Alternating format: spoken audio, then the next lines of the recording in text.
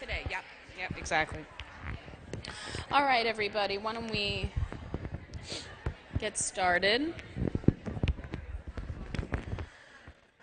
A couple of things to talk about before we start before we start class today. So, a couple of reminders, or one reminder at least. Today's review session is in, this is the one exception day to the Tuesday review sessions. So they're all in Amphitheater 1 in the PNS building, except for today. Today's session with Nick is in the Irving Cancer Center, room 115. So the Cancer Center is just around the corner from the nursing building. Okay? There's two buildings that face Broadway. One is Russ Berry, one is the Irving Cancer Center. Okay? So it's in 115 of that room. Right after this class. Yeah. 5:30? Yeah. I don't remember when it starts. So just remember that. And then that's, 5 o'clock.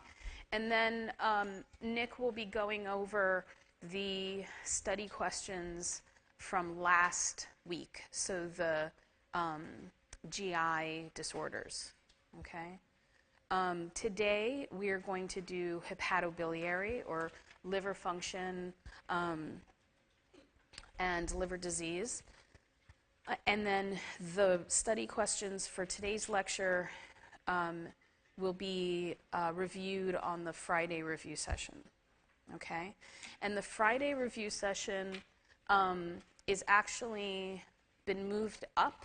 It's actually going to start at 1:30, okay, instead of 3. Does that present a conflict? It does? What's the conflict? I thought SIM was on Tuesdays.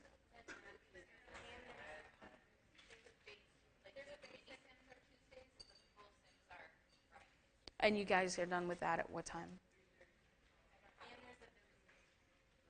And there's a what?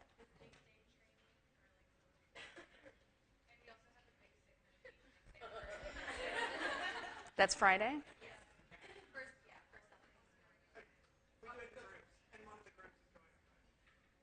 So you done it the normal time 3 for the review session? Does all that wrap up by 3? Okay, so we'll keep the same time. That's fine. But I'm going to be leading it, which is why I wanted to move it up, because of life. But that's okay. That's okay. This week, your life is more important than mine. No.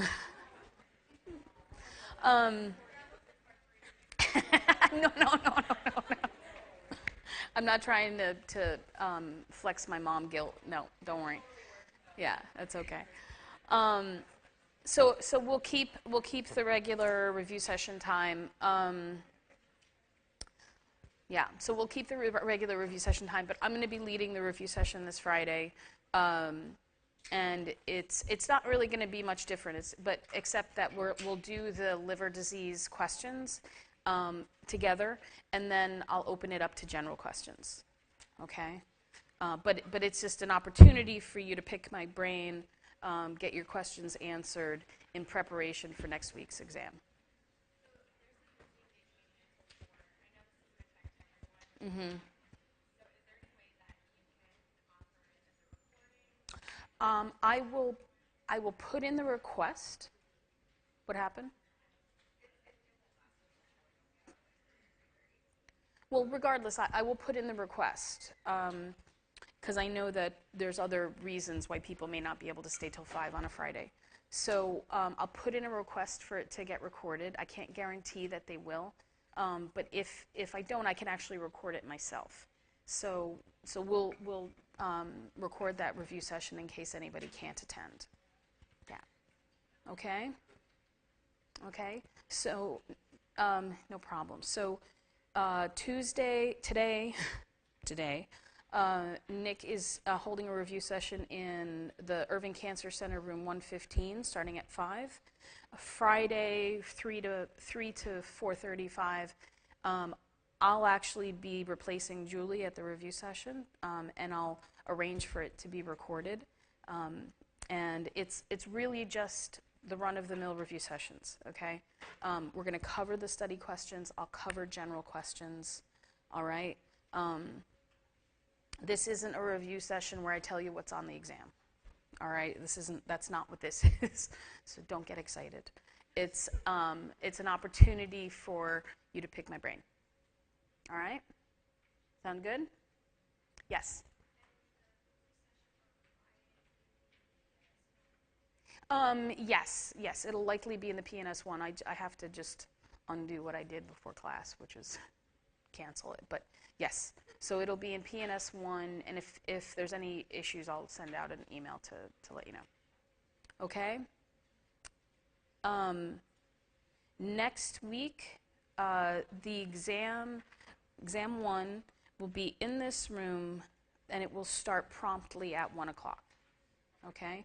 So please arrive 5 to 10 minutes early if you can, but definitely don't arrive after 1 o'clock. Okay? I expect that everyone can arrive on time. Okay? So you want to arrive with a functional laptop or tablet that has the software installed. Okay? You want to arrive with your photo ID, your Columbia photo ID, all right? And it's the same process that you guys are used to, okay? The same check-in process where you give your ID, you get a scrap paper, you take the exam, and then you check out, we confirm your upload, and then we give you your ID back, okay? It's the same thing. It'll just be in this room. And so in this room, alumni was kind of the same thing where it's hard if you're in the middle to get out of the row. So if you're someone who tends to finish quickly, I recommend that you try to sit closer to the edge, okay? And then the same rules apply. There's no there's no content questions during the test, and all of that, okay?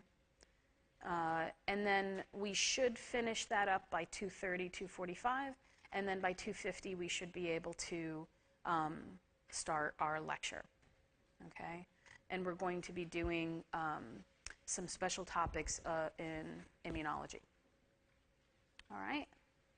Any questions about our exam next week? Yes. Yeah, so it'll be between 40 and 50, likely 50 questions, covering the 3 sections that we will finish.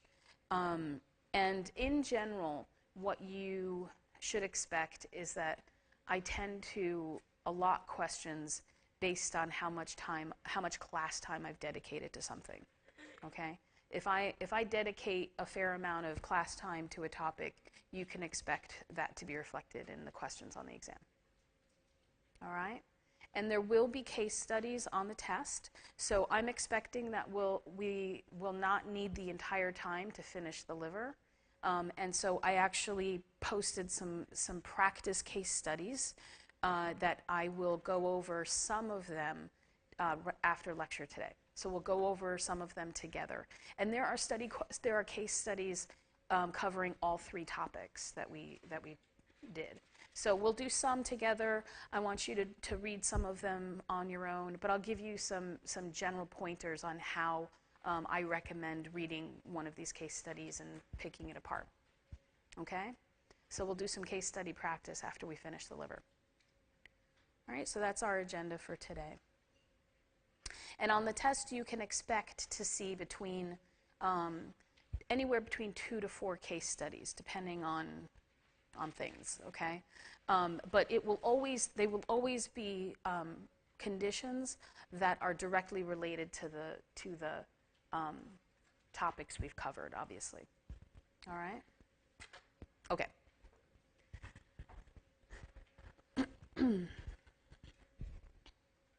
So today we are covering liver function and liver disease. If you are keeping track of what I'm posting in the media section, I actually posted 3 new links. I posted under the GI section. It's a TED Talk, actually. You may have actually seen it, or at least the title of it if you are on Facebook a lot. And if your nerdy circles are similar to my nerdy circles. It's a TED Talk by a German gastroenterologist who is just adorable in her love of the gut. But it's actually about the lower GI tract and her take on the control of defecation and how charming it is. So it's actually worth watching, and when you're and it's a wonderful review actually of the defecation reflex. So that's a plus. And then an early post to the geriatric issues, because I was on the TED website looking at things. And it's a talk by a researcher named Susan Pinker about research looking at what factors determine how long people live at the end of their life, right, at the last stage of your life. And it's very surprising that the top 2 factors that determine how long, whether you're going to live a long life, is actually about your social connections. And that the number 2 factor is your close relationships, and the number 1 factor is how well you are integrated socially in the world. So how many people you talk to in a day, what the quality of those interactions are, and she's very clear that online or digital social interaction does not factor into it. That it's actually the face-to-face conversations, the stuff that I tend to avoid like the plague, but the like, face-to-face interactions that we have with our world. Okay, that's actually the number 1 factor that determines how long you will live. So it's a very eye-opening and interesting talk, and it has a lot of implications in terms of geriatric care. Okay. So that's a fun thing. You've got lots of time to watch that. And then there's an article from last year, last June actually, 2017, in the New York Times. It's a charming article. It's actually kind of like my favorite thing in the world, where someone who clearly has a nerdy obsession and love for some part of the body just like waxes poetic about that organ. And this is exactly what that is. And so they're talking about the liver and how amazing it is. And there's some very surprising things in that article about liver function and unique things about the liver. Okay. So let's talk about the liver.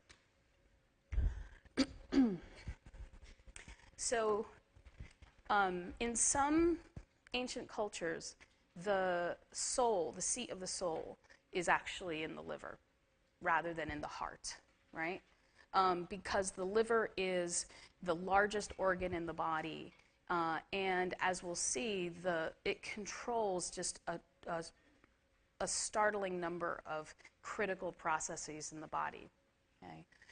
So the liver is located in the upper right quadrant of the abdomen. It's actually in the peritoneal cavity. It's just below the right side of the diaphragm. And in fact, if you see this lip that's coming out, that's actually the diaphragm. So it's physically attached to the bottom of the diaphragm, and it's located mostly under the rib cage. Okay? The liver is anatomically separated into 2 major lobes. There's a right lobe and a left lobe. And then those lobes can be further subdivided based on the anatomy of the blood flow through the liver. Okay? And you can see that the right and left lobes of the liver are divided by this very large ligament called the falciform ligament. Okay? And then at the bottom, there's this thing called the round ligament of the liver. Okay? Above here, we're going to look at the vasculature through the liver and the blood flow through the liver. But you can see up here is the inferior vena cava. So the very, very large vein that drains all the blood from the lower limbs and the lower part of the body and carries it to the heart. Okay, carries it back to the heart. So the liver empties directly into the vena cava. Okay. And then down here you see the gallbladder peeking through, and we'll see a better picture of that in a moment. Okay, so blood flow through the liver is very unusual compared to blood flow through other organs in the body. It's one of the only places where we see venous and arterial blood mixing. Okay? So blood enters the liver through two vessels. Okay? The liver receives about 25% of cardiac output, which is a healthy amount. Okay? And the liver, in many respects, is a filtering organ. It's one of our major filtering organs. What was the other filtering organs that we've talked about? The kidneys. So if you recall, the kidneys receive 20% of cardiac output. Right? So these two filtering organs are receiving roughly similar rates of blood flow, okay, which that high rate of blood flow reflects that function of filtering the blood. So there's two vessels that carry blood to the liver. The first is the portal vein, okay, and the portal vein is right here. And the second is the hepatic artery. Okay? And the hepatic artery is branching off, as you can see, of the the abdominal aorta. Okay? So the hepatic artery is branching off of the abdominal aorta and entering the liver. Now, the blood entering the liver from the portal vein, okay, that blood carries everything that was absorbed through the GI tract. Okay? So the blood that enters through the portal vein is carrying everything that was absorbed through the GI tract. And so that blood flow is critical for the liver to carry out all of its functions. Okay? And the blood that's delivered to the liver through the hepatic artery is carrying oxygenated blood. And its purpose is to oxygenate the liver. Okay? So as you can see, the portal vein, if I can, this is a really weird thing to look at for a second, so I just want your attention on the picture for just one moment. So the portal vein, as you can see, enters the liver, and then it feeds into this, what looks like here, a circle of veins, right? It looks a little like a bicycle wheel, right, with spokes. And then there's a branch of the hepatic artery that's also entering this weird circle of veins. Okay? Now, what this is representing, this circle of veins, are the hepatic sinuses. Okay? Because what's going to happen, and if you look over here in this little corner, and if for a moment ignore the green vessels, okay? Just ignore the green vessels. If you look at the red hepatic artery vessel and the blue venous vessels. So on the outside, this is blood coming from the portal vein, okay? And then this is blood coming from the hepatic artery. So they are entering these arrangements, and these are the liver cells.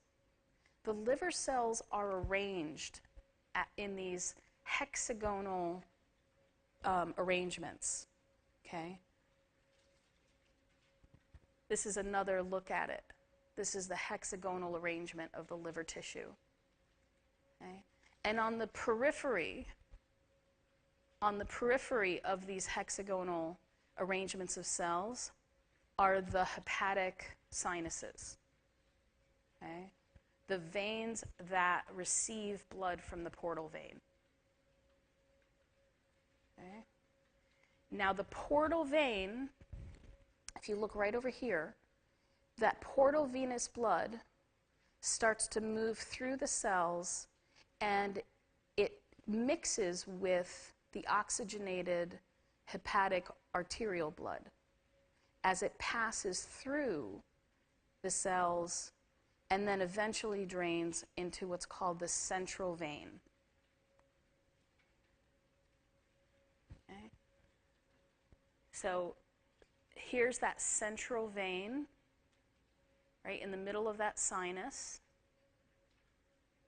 And then that central vein carries blood to what we call the hepatic vein, which drains into the vena cava.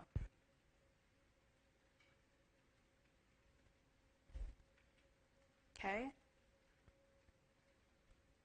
So blood that's coming from the GI tract, from the portal into the portal vein, it moves into these sinuses, mixes with the arterial blood, passes through the hepatocytes, the liver cells, and then drain into the central vein onto the hepatic vein and the vena cava. Okay? We're going to look at another view of this. But you can imagine that the portal circulation is carrying blood to be filtered. Right? And what we're looking at here is essentially the filter. Each of these hexagonal arrangements of cells is the filter. So the blood moves past these filtering cells, and then filtered blood enters that central vein and eventually moves onto the vena cava and onto general circulation. Okay? So yeah. Yes, yes. All of the lobes of the liver are made up of these plates of cells, actually single layer plates of cells that form these hexagonal arrangements. Okay? It's a very odd structure, but it's an incredibly organized structure. So if we look a little bit closer at these hexagonal arrangements of cells, okay, what we find is that you can each of the corner of these hexagons make up what we call a hepatic lobule. Okay? So each corner of the hexagon makes up a hepatic lobule. And so this is one of these lobules. Okay? On the outside, we have a branch of the portal vein. Okay? We've got a branch of the hepatic artery. And we also have, now I want you to pay attention to the green tubes, a branch of the bile duct. Okay? Now these three vessels that are found on each of the lobules are sometimes called the hepatic triad. Okay? Three vessels, the bile duct, a branch of the portal vein, and a branch of the hepatic artery. Okay?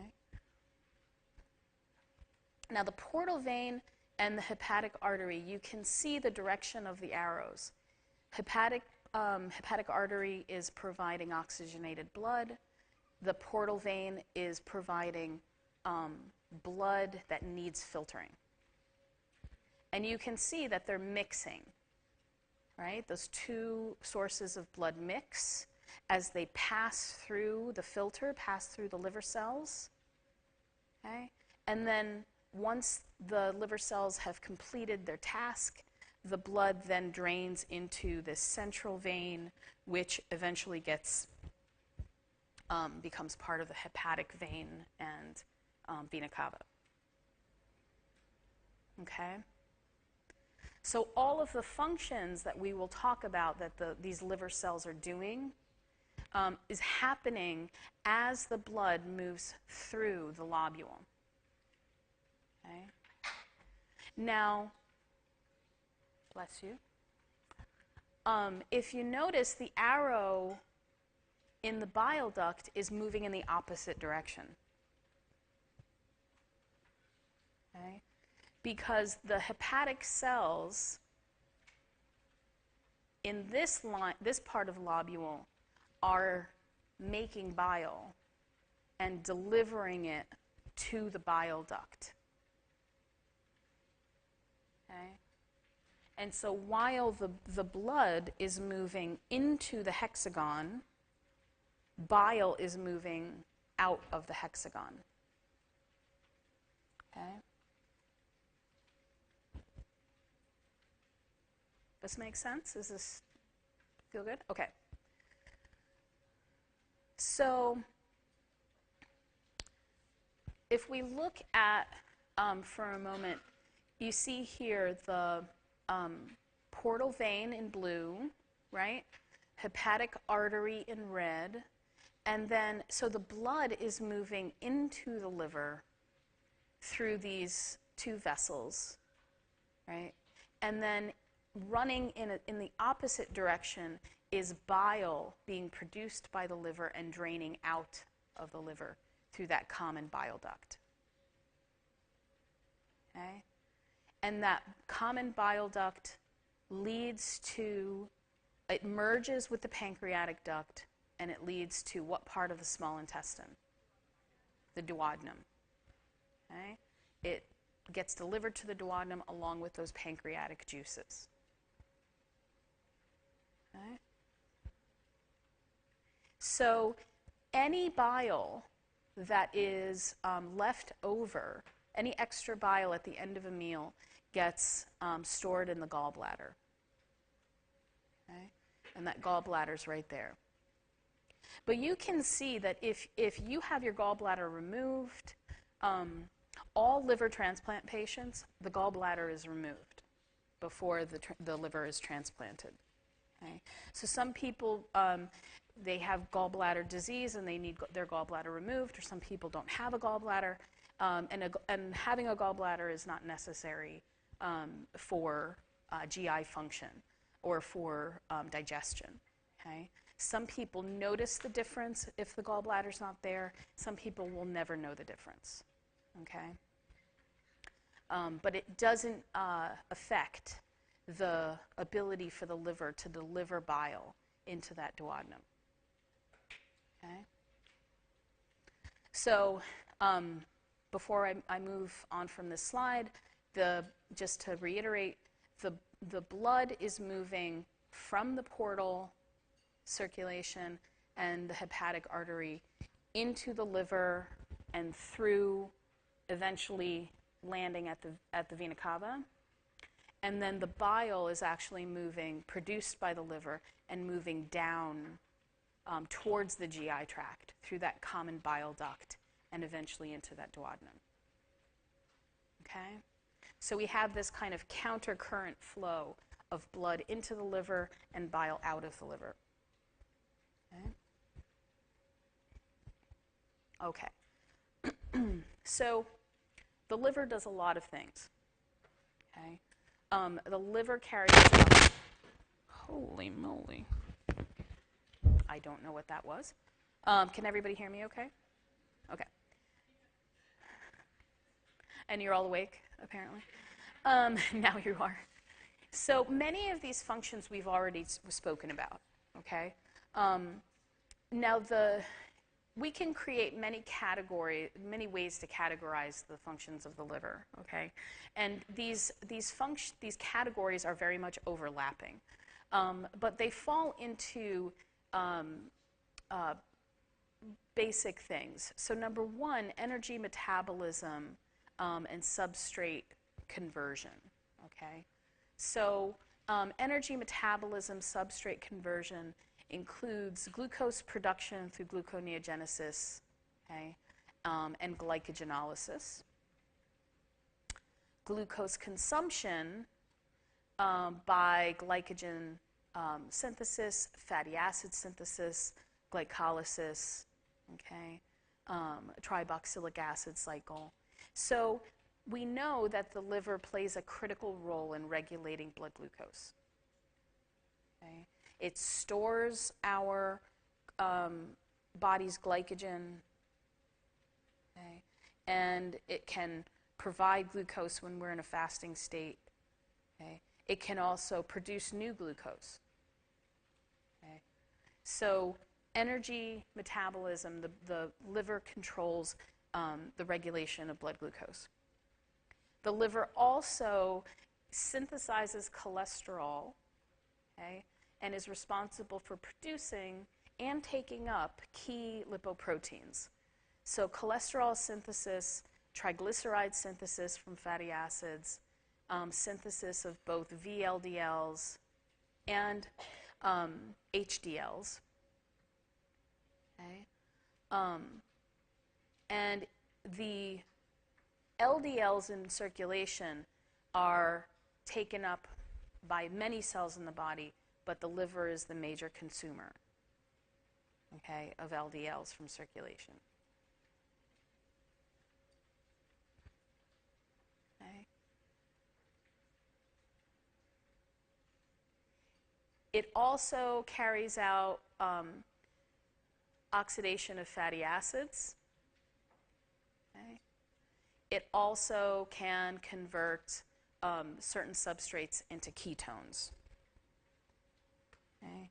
And ketones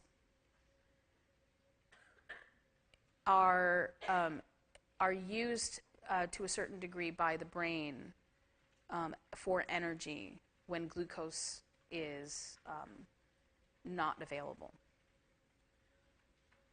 Okay. So if you've ever heard of these like no-carb diets, right, that induce a ketosis, I mean, you're familiar with this? So you're consuming no carbohydrates. Your food is composed mostly of protein and fat, and it takes about a week or several days for you to get to the point where you've exhausted all your glycogen stores. And so now your brain, it doesn't have a reliable source of glucose in a fasting state because you're not consuming it and you don't have any stored glucose left. So what happens is your liver starts producing large amounts of ketones and your brain starts functioning on ketones, okay, instead of glucose. And a lot of people report that they experience this like clarity of thought and that their brain actually feels better on ketones. And I don't know whether that's just the high of starving to death or it's real, but that's the switch. That's what's happening. You could also be dying. Who knows? So the liver... The liver also is responsible for synthesizing amino acids and proteins, okay? And so there is, the liver contains several enzymes that are needed to transfer an amino group from one amino acid to the next, take away an amino group, things like that. And so many of the enzymes that we look at for to evaluate liver function are responsible for those functions.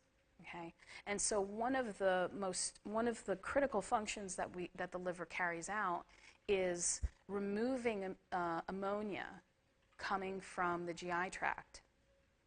Okay, before it can enter general circulation. Okay, so ammonia there's large amounts of ammonia that's generated by our GI tract, predominantly by gut bacteria consuming amino acids. Okay.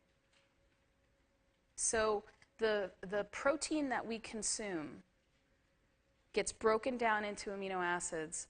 We absorb a certain percentage of those amino acids, and the rest of those amino acids get it undergoes what's called deamination by gut bacteria, and it produces ammonia. Okay? And that ammonia gets absorbed. And then it goes to the liver, and then the liver converts that ammonia into urea. Okay? And that urea, some of it gets eliminated, right, through urine, and the rest of it gets recycled to make new amino acids. Yeah. The deamination happens in the GI tract by the gut bacteria, and it produces ammonia. Yeah. And then the ammonia goes to the liver, and the liver converts it to urea. Okay? And this is very important because ammonia is highly neurotoxic. Okay? Ammonia is highly neurotoxic. And one of the complications that we see with end-stage liver disease is an elevation of ammonia in the blood and a whole set of neurological problems that come about from that. Okay? So that neutralization or elimination of ammonia is a critical role that the liver carries out. Okay? So the liver also carries out important protein synthetic functions. Like I said, it produces lots of amino acids and then forms proteins. So the liver synthesizes plasma proteins, including albumin, clotting factors, binding proteins, apoproteins, angiotensin, insulin-like growth factor. Okay, so a large array of proteins that are critical for the body's function are produced by the liver. Okay, the liver also produces our complement proteins, right, which make up that complement system, which is such a critical part of our our innate immune system. Okay, so lots of things aren't getting produced when the liver stops synthesizing proteins. And then the liver also carries out functions that include what we call solubilization, okay, which is a fancy term, but it means taking a molecule that is fat soluble and making it water soluble. Okay? So it's the process of taking something that is fat soluble and converting it into something water soluble. Okay? Because fat soluble substances are difficult to control the movement of, but water soluble substances stay in blood vessels and can easily be managed. Okay? So this happens with drug metabolism.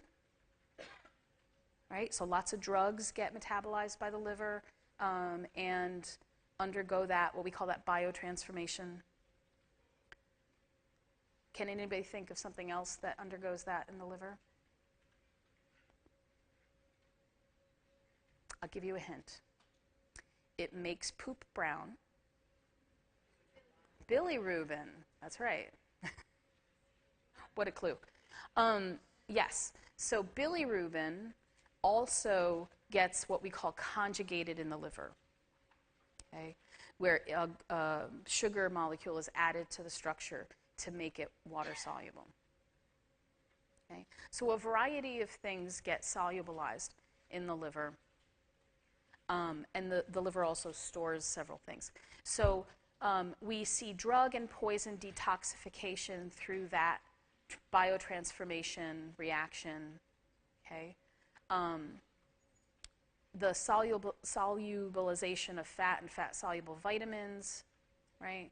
The synthesis and secretion of VLDL and pre-HDL particles, the synthesis and secretion of various binding proteins, including transferrin, steroid hormone binding proteins, thyroid hormone binding protein, okay?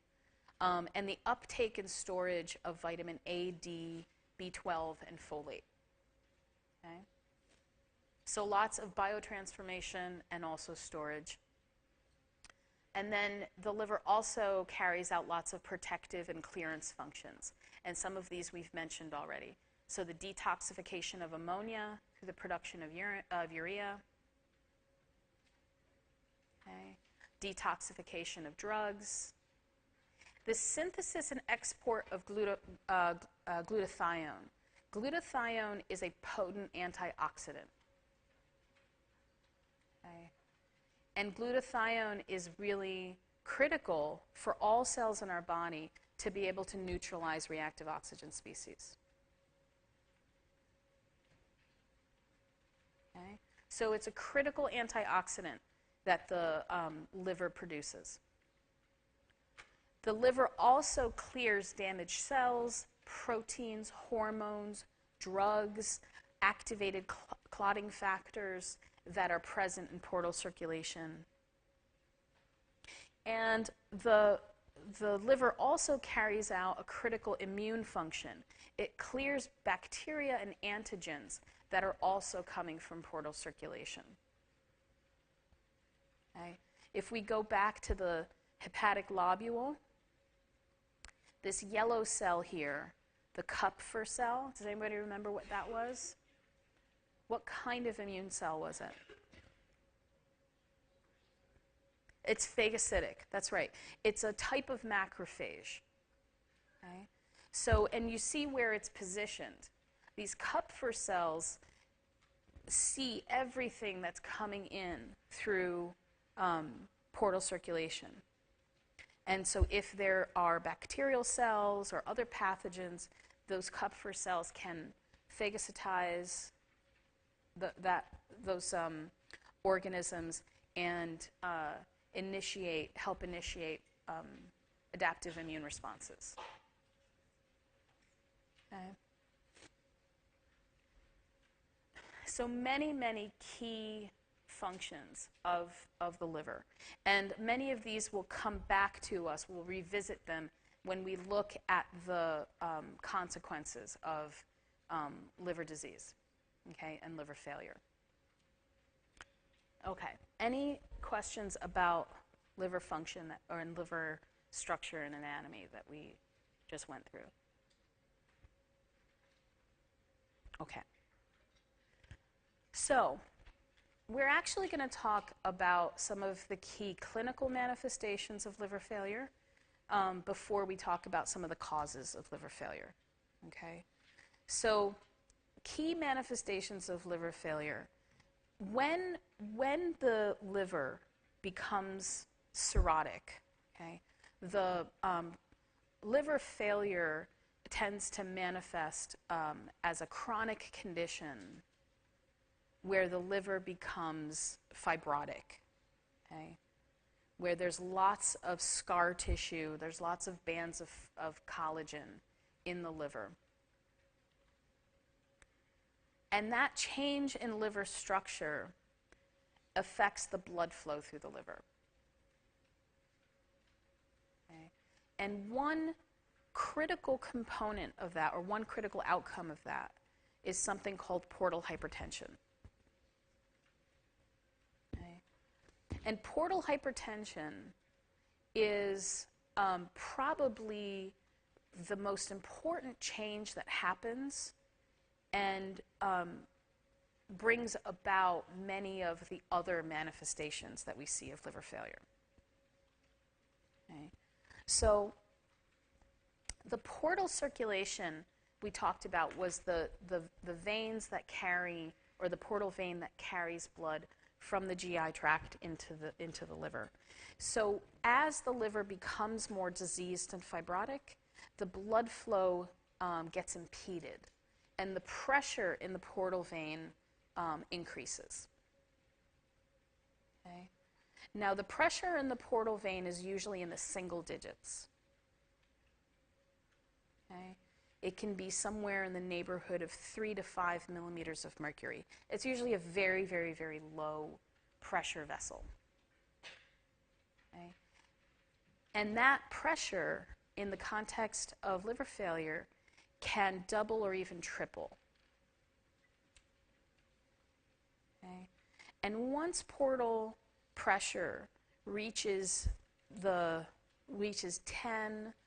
millimeters of mercury, or other, or double digits, you really start to see the complications pile up.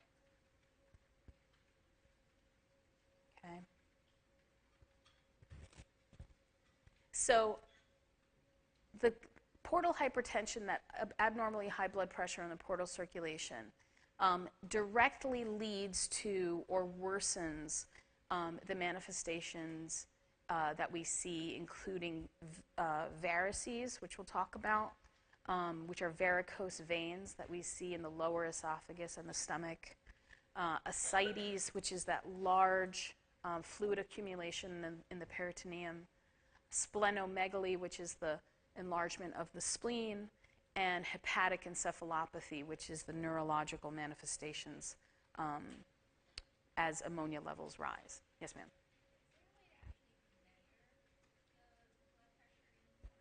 Yeah, there is.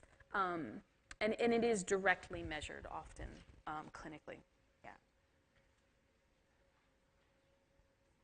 So another look at the blood flow coming into the liver. Here is that portal vein, okay? And we've got actually the left lobe of the liver removed so we can see the portal vein coming in and we can see everything behind it, okay? Now, the portal vein is draining blood coming from the GI tract, okay? And because the portal vein is so large and normally has such a low pressure, the vast majority of the blood coming from the GI tract goes into the portal vein and through the liver. But as the pressure rises, what we see is an increase in blood flow, not through the liver, but to what we call collateral vessels or collateral circulation. Okay. And so if you notice, the blood coming from the inferior and superior mesenteric veins, right, which is draining the GI tract, it leads to 3 possible places. The portal vein, right, which leads to the liver, the splenic vein, which leads to the spleen, and the coronary vein, which leads to veins in the esophagus and stomach, and actually can bypass the liver entirely and drain into the vena cava.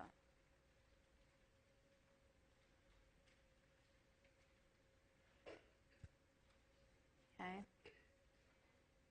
So the blood coming from the GI tract, instead of all of it going, or the vast majority of it going to the portal vein and onto the liver, we now see more blood moving into the splenic vein and engorging the spleen, okay? Moving into the coronary vein and increasing the blood flow through the veins in the lower esophagus and the stomach, and allowing blood to actually entirely bypass the liver. Okay.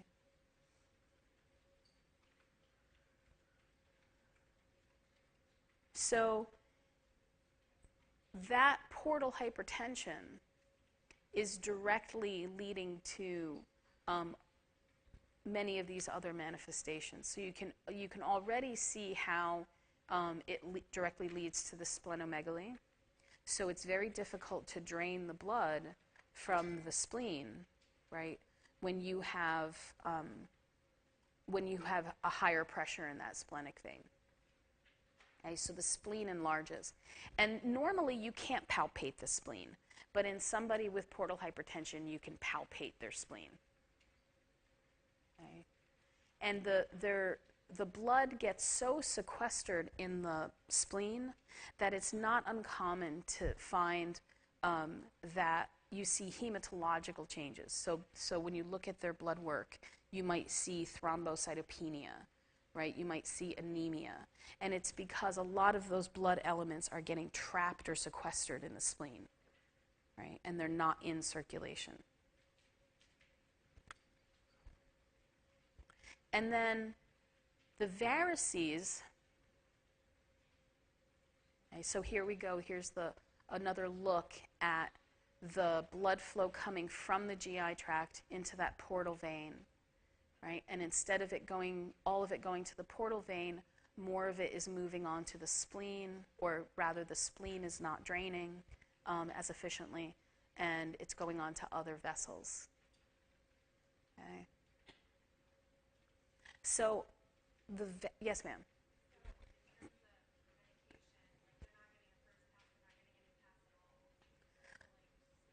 That's an interesting point. So in terms of medication, depending on how much collateral circulation and liver bypass you're getting, and even if whatever is going to the liver, depending on how much liver function you have, right, you aren't getting as much of that first pass elimination. And so those patients won't need as high a dose. Yeah, it would just reduce the dosage that they need. Yeah.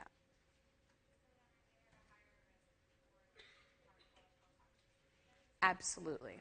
Absolutely. Especially if drugs are require a significant amount of hepatic metabolism or elimination. Absolutely. Yeah. And it's very difficult to judge what dose is appropriate when you have this variable amount of liver metabolism.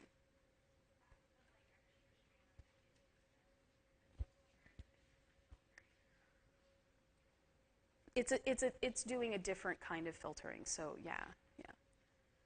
So the varices are basically varicose veins.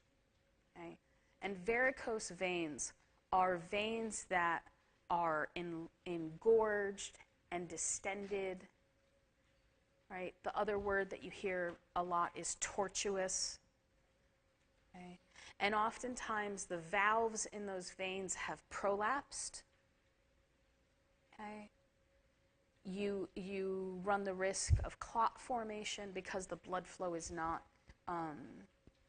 you get a lot more blood flow through these veins than they should ever see. Okay? And the major places where we see these varices are in the stomach and in the lower esophagus. And you can see that normally the esophagus and the stomach, those veins drain away, okay? But because of that portal hypertension, the drainage is impaired and they become varicosed, okay? And so the way we visualize these varices is through endoscopy. And you can actually see these very, very fat, threatening veins at the bottom of the esophagus and in the stomach when you do an endoscopy. Okay?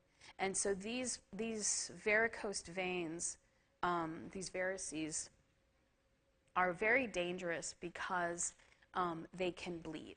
They can rupture and they can bleed. Okay? And when one of these varices bleed, it can result in the vomiting of large volumes of blood. Okay. It can also result in, and so that's usually when you have a fairly substantial bleed, okay? and massive hemorrhage. And so the blood goes up and you vomit out blood. You can also have more slow bleeding, and the bleeding can go south. Okay, it can go down, and you can find blood in the stool.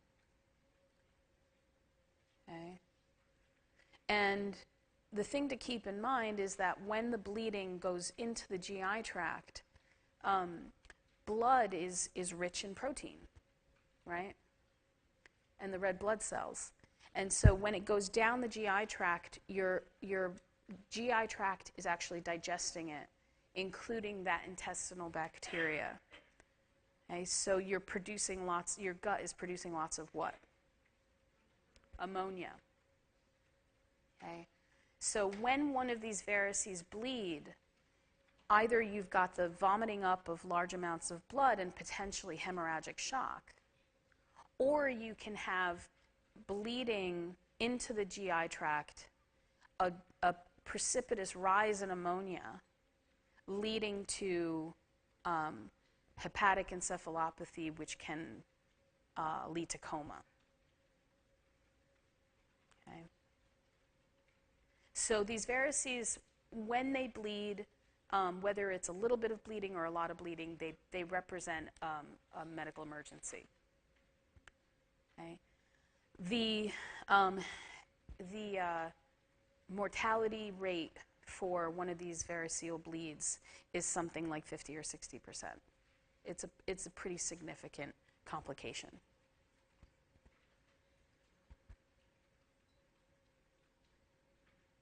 Okay. So those are the varices. When the varices bleed, they often bleed from the esophageal varices. And then one of the interventions is you can go in through endoscopy and actually band up the varices that are bleeding. But you can't do that to the varices that are in the stomach. Okay? But if they're in the esophagus, you can control the bleeding that way. Okay. So ascites. Ascites, the origin of that word comes from the Greek word askos, which means bag or sac. And ascites is a type of third space fluid accumulation. Okay? And if you recall, the third space was the third subcompartment of extracellular fluid. Okay? We had extracellular fluid exists in the intravascular compartment, the blood vessels, right? The interstitial compartment, which is between blood vessels and cells. And then we have this tiny little third compartment called the transcellular space. And that is the space where you have it's entirely surrounded by serous membranes. Okay. So examples of these spaces include interpleural space, is a third space. Right? The peritoneal cavity is a third space. The synovial sacs are a third space. Okay? And so there are certain situations that cause fluid to accumulate in these spaces, and it's very difficult to get that fluid out. Okay? You don't have as easy an exchange with that fluid and the rest of ECF as the other compartments. Okay? So ascites is a fluid accumulation in the peritoneal cavity. Okay? And it looks something like this. So this is a patient with pretty advanced liver disease and a very large acidic belly. Okay? And you can see the abdominal veins radiating over this belly. And when you're part of the physical assessment of a patient with liver disease is an assessment of the presence of fluid in that cavity, which is called the abdominal wave. Is that what it's called? The fluid wave, right? So the person lays down, you put one hand on one side of the belly, and you tap on the other. And if you feel a wave of fluid, then that suggests that the belly represents ascites rather than just abdominal fat. Okay? Abdominal fat won't wave. It'll jiggle, but it won't wave. Okay? So there are ascites. You tend to see ascites in two contexts. Okay? You tend to see ascites in two contexts, either in liver failure or in starvation. What do they share? What do those two conditions share? Albumin, hypoalbuminemia. Okay? In starvation, your liver can't produce enough protein. You have liver function, but your liver can't produce enough protein because you're not consuming enough essential amino acids and you're not producing enough albumin. Okay? And so you can see the ascites. In liver failure, the liver can't produce the albumin because liver function is decreased. Okay? And so there is that. The low albumin is not the only cause of the ascites, but it is the major precipitating cause to that fluid accumulation. Okay? It's the thing that will tip the balance and cause the fluid to accumulate. In liver disease, there are other issues that are contributing to this fluid accumulation. Okay? Portal hypertension is a big factor. Okay? If we go back to here,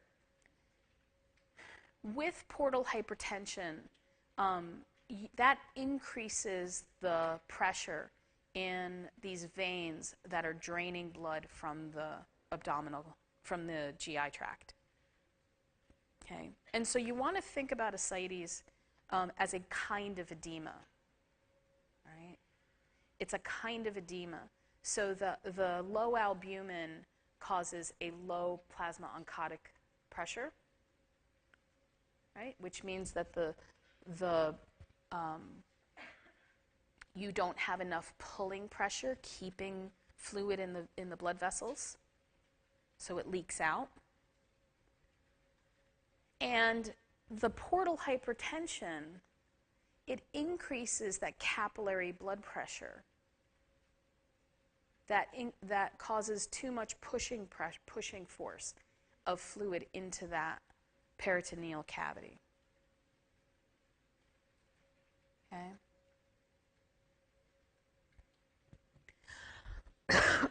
Excuse me.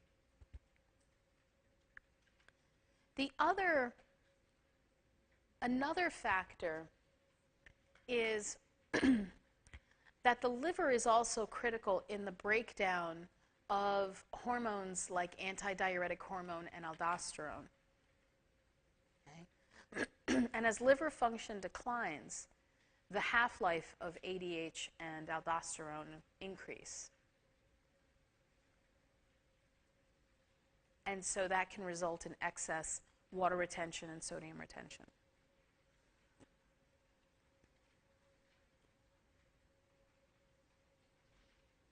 Okay? 1 second. And then there's another factor. Are we okay with all the factors until now? So the other factor, and this is an important concept. A person with low albumin, okay, cannot keep fluid in their vascular space. They can't keep enough fluid in their vascular space. So fluid leaks out. And it manifests as ascites, but it also manifests as peripheral edema frequently. Okay? Now, because you can't keep the fluid in your vascular space, what would you expect blood pressure to look like? Low. Okay? And how does your body react to a low blood pressure? Who maintains blood pressure in long term? The kidneys. And what do they do when they see blood pressure low for too long?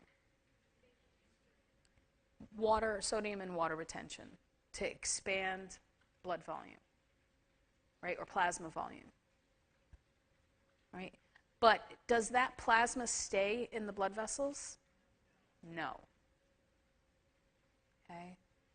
So that hypoalbuminemia creates this very difficult situation where your kidneys think you don't have enough plasma volume. Okay? Because you don't. It's not in the vasculature. And so you continue to retain fluid. But all that fluid leaks out into the interstitial space and the peritoneal cavity and creates that ascites. Okay? So it's a very difficult thing. And the way we deal with, so you have someone who looks like they are fluid volume overloaded, right? They have this big belly, they've got all this peripheral edema, but their blood pressure is low, right? And their blood volume is low. And so the way that we deal with the edema is often using diuretics, but sometimes their blood pressure is not high enough to give them a diuretic. Okay? So in those cases, you can replace the albumin, it just doesn't last very long. Okay?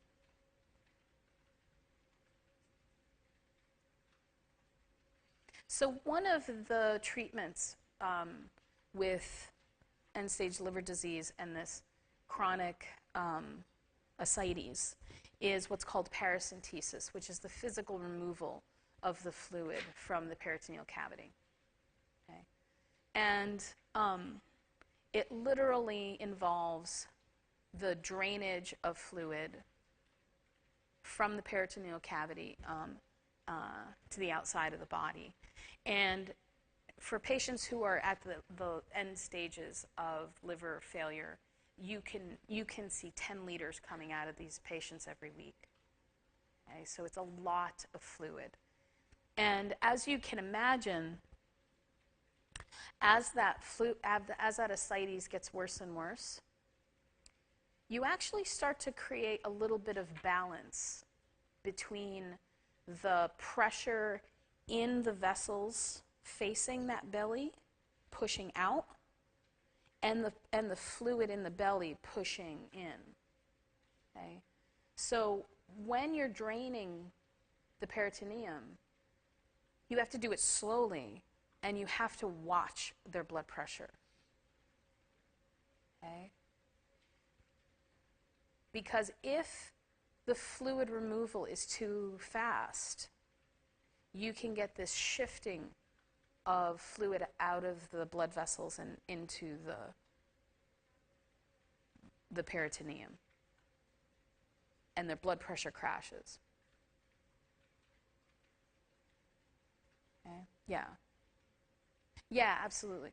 So if you can imagine that there's a set of capillaries facing this peritoneum, there's this pressure pushing fluid out of the blood vessels and into the peritoneum.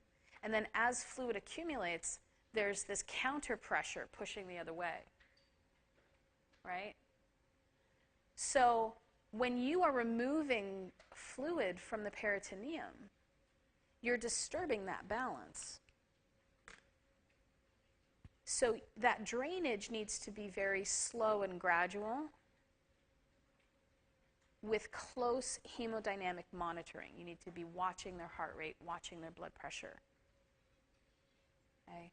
Because if the fluid gets removed too quickly, you can end up getting a fluid shift from the blood vessels out into the peritoneum, and the blood pressure will crash. Yeah.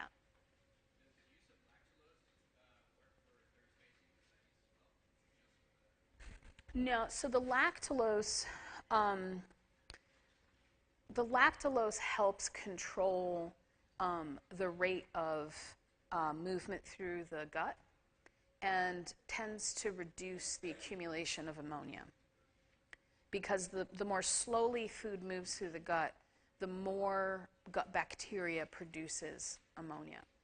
So yeah, lactulose is a laxative, essentially, that helps keep the GI tract moving quickly. That makes sense? But it's not going to correct that, yeah. Okay, yeah.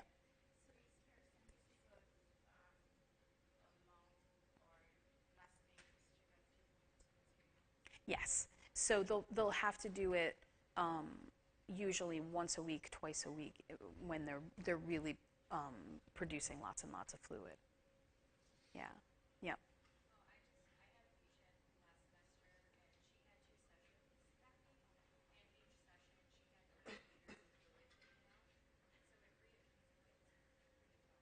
So each session she had 9 liters of fluid.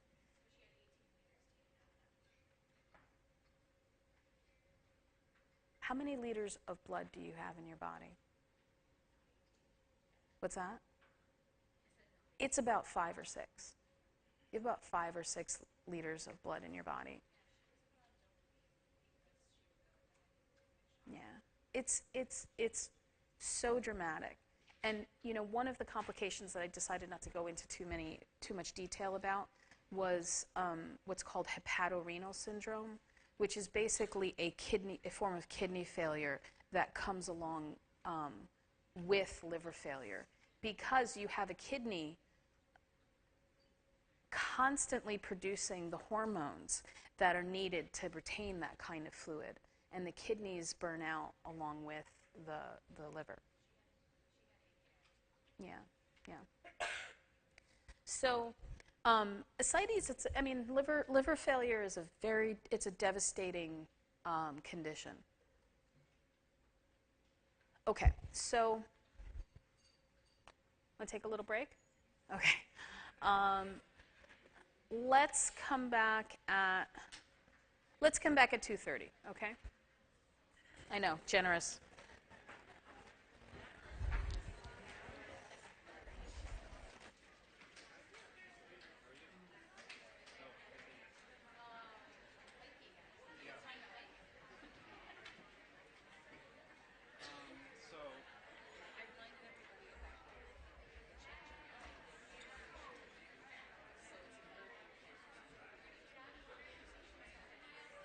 Today, that's, oh, I'm going there.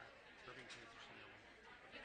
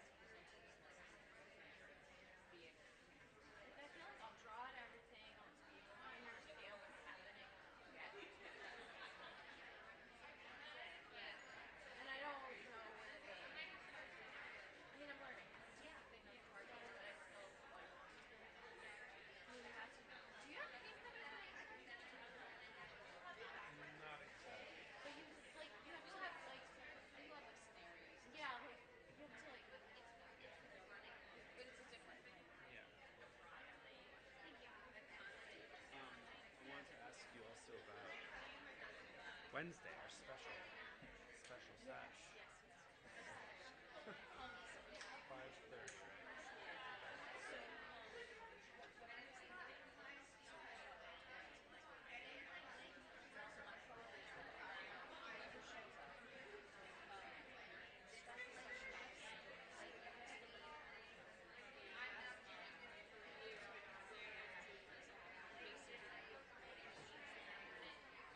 Just those ones.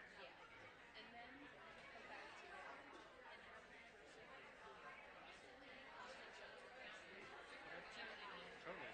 Teach that.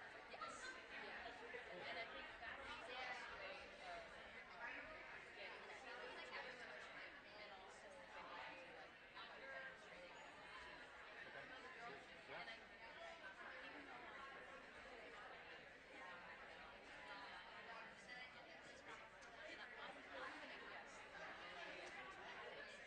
Okay. Sure.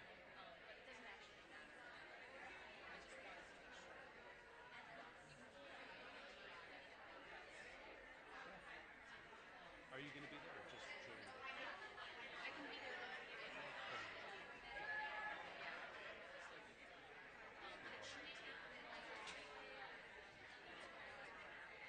Yeah.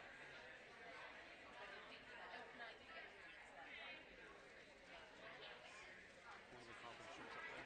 Okay. Cool. Sweet.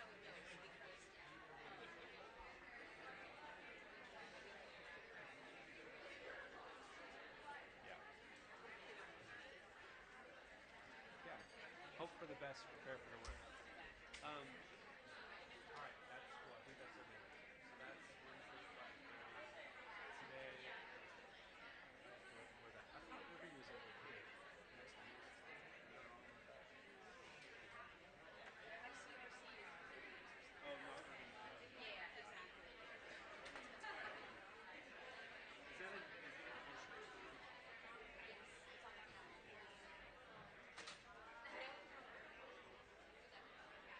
issue?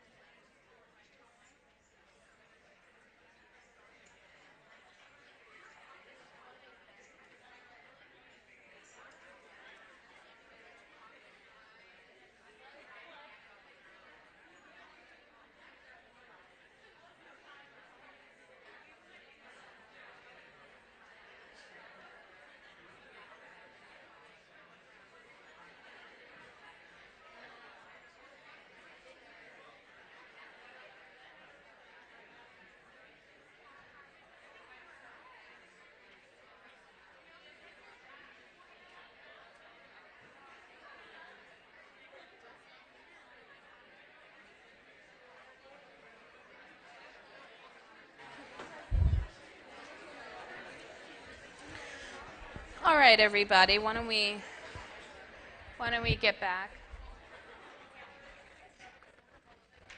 All right. So,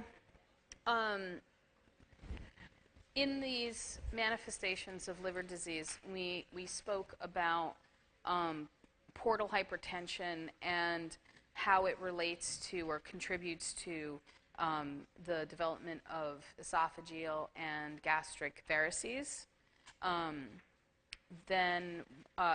ascites.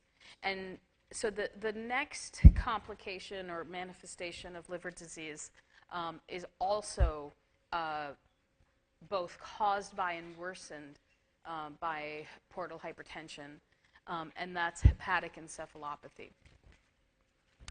I should say that liver disease is not the only cause of portal hypertension. Okay? Anything that impedes the flow of blood through the inferior vena cava, right, will cause portal hypertension. And occasionally you'll get a blood clot forming in the portal vein that will also, in that case, will actually cause the development of varices and extreme rupture of those varices. And it'll be a very catastrophic event. It'll be a very acute event.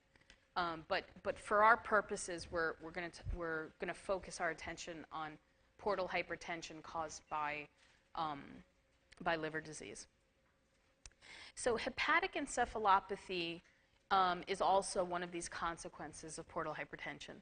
It's a complex neurological syndrome characterized by impaired cerebral function, flapping tremors. So there's most notably in the hands, there's a hand tremor that comes along with advanced liver disease.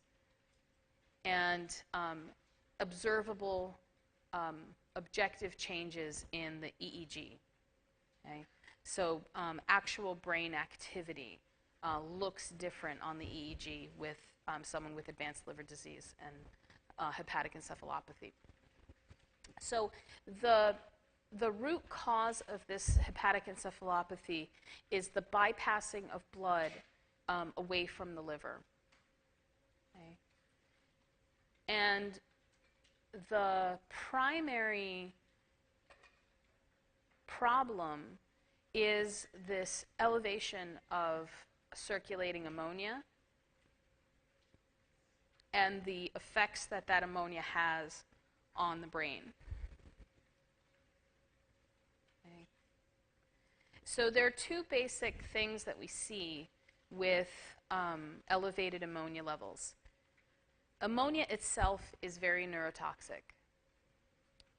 But ammonia also seems to change the permeability of the blood-brain barrier.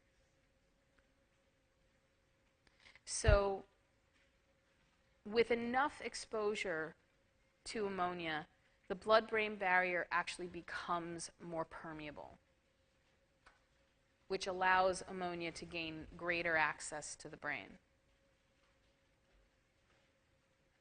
Okay. And affect brain function to a greater extent. Yeah. To everything. It will make the blood-brain barrier more permeable to everything. Yeah. It is temporary. So when, let's say you had someone who went through a liver transplant, their ammonia levels are down, their cirrhosis is cured, the permeability of the blood-brain barrier will recover. Yeah. Okay. So this neurotoxic effect on the brain, it changes brain function, and at higher and higher levels of ammonia, it will have more and more depressive function, okay, or more and more depressive effects on the brain. Okay. So you see hepatic encephalopathy is often described as sort of being an event, but people with advanced liver disease tend to have sort of baseline changes in brain function. Okay? that correspond to these elevated ammonia levels. You will see things like personality changes. The person may be more emotionally labile, which means that their emotions will change easily. They'll be very moody. They'll be agitated. Okay? You'll see intellectual impairment. And then as ammonia levels rise, you'll see more depressed levels of consciousness. Okay? So it may develop rapidly or slowly. And ammonia is believed to play a primary role in the development of hepatic encephalopathy. However, the GI tract also releases lots of GABA, which is a neurotransmitter. Okay? And so there is also a fair amount of GABA that enters the liver in the portal circulation. Yes. So GABA is thought to also potentially contribute to hepatic encephalopathy. Like ammonia, there is GABA produced through GI function, and GABA normally enters portal circulation and gets metabolized by the liver.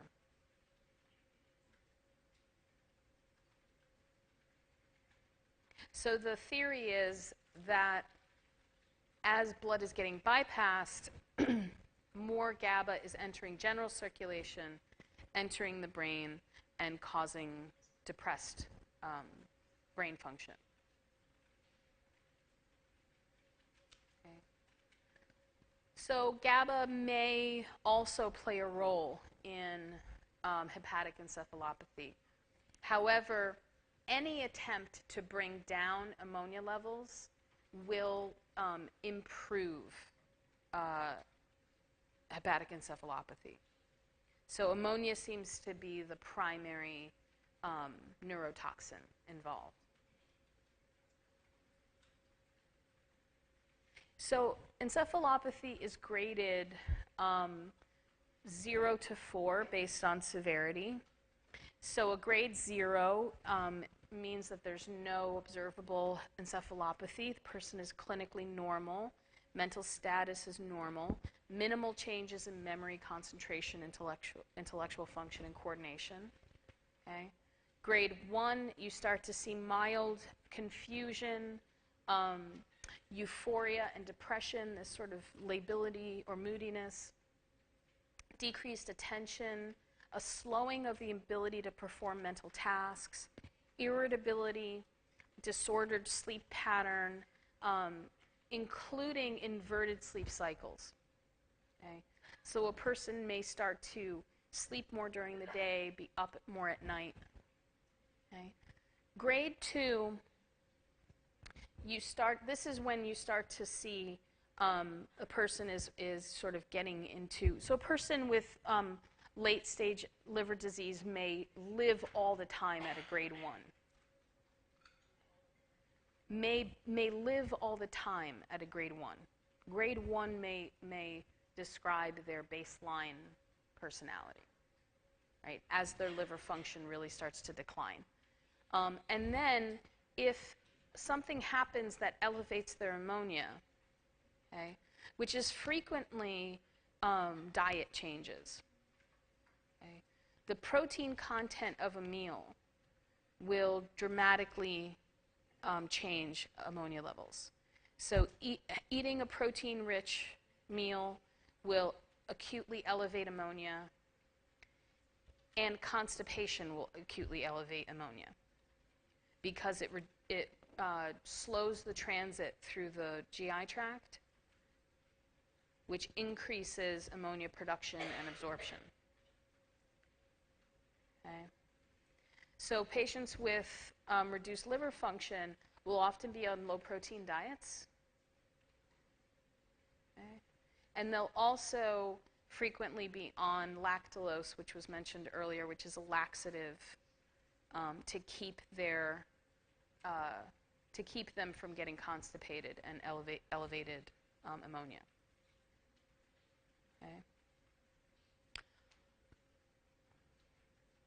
So grade 2, you'll start to see this drowsiness, lethargy, gross deficits in their ability to perform mental tasks, obvious personality changes, inappropriate behavior, intermittent disorientation, usually regarding time.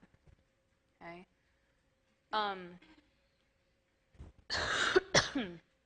Grade 3, they are even more drowsy. Okay? They are even more sleepy, but they can be aroused.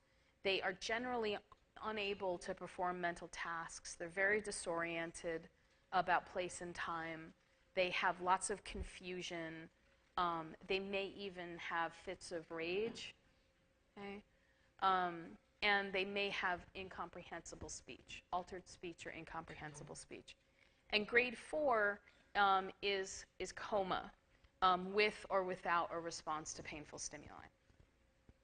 Okay? So someone with chronic liver disease may, like I said, live at a grade 0 or 1, and then on occasion worsen, right? If they consume a high-protein meal, if they get constipated, or if you have variceal bleeding into the GI tract. Okay? And these acute encephalopathic events will often require hospitalization. They'll bring the ammonia levels down, and the person will recover. Okay.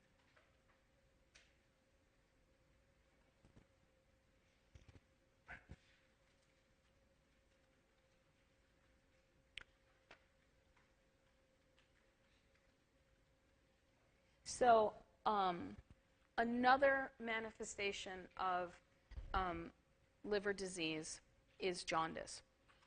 And in fact, jaundice is a manifestation of any kind of liver injury. Okay? It reflects hepatocellular injury and death. Okay? And what jaundice looks like is a change in the color of the skin, the whites of the eyes. Okay? In someone with very light skin, it's very easy to see. It's a change in color towards a more yellow, orangey color. In someone with darker skin, it's going to be harder to notice, but it would be more easy to detect in the whites of the eyes, the palms of the hands, and the soles of the feet. Okay. And what's happening with jaundice is there is an elevation in circulating bilirubin. There's a hyperbilirubinemia. And bilirubin has a color. It has a yellowish, orangey color to it. And bilirubin is highly fat-soluble. So as blood levels rise, it deposits in the skin.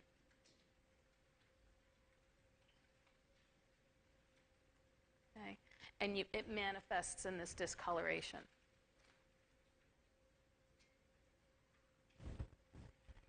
So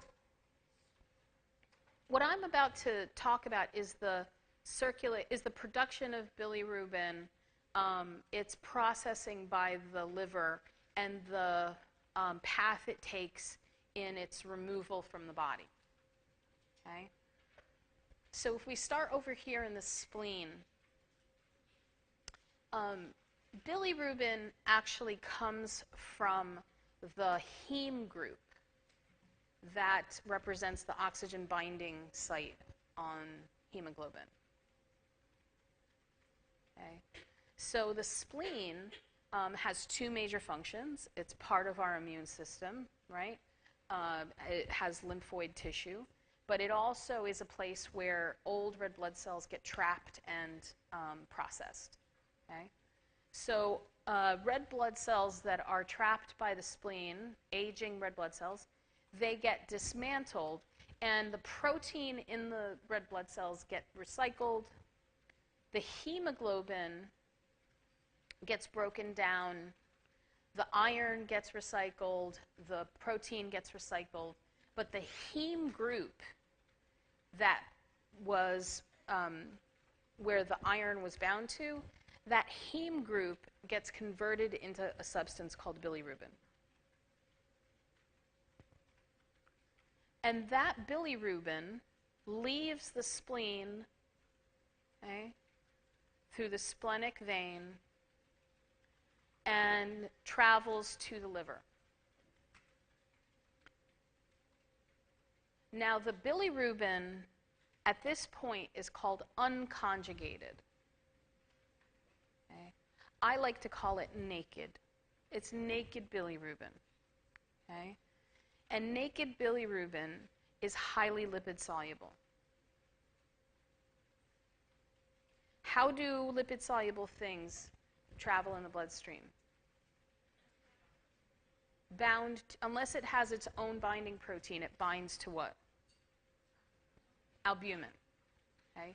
So unconjugated naked bilirubin binds to albumin and travels through the portal vein to the liver. And in the liver, the hepatocytes conjugate bilirubin. Okay? They add a sugar. Okay? There's an enzyme called glucuronyltransferase that adds a glucuronide to the bilirubin. Okay? And conjugated bilirubin, right, now it has a sugar, is no longer fat soluble. Now it's water soluble. So the liver adds that to bile. Okay? And it's what gives bile its color. Okay? Bile has kind of a very dark yellow color to it. Okay? And that's from that conjugated bilirubin. So the conjugated bilirubin gets added to bile and it leaves the liver through the bile duct and enters the duodenum during digestion. Okay?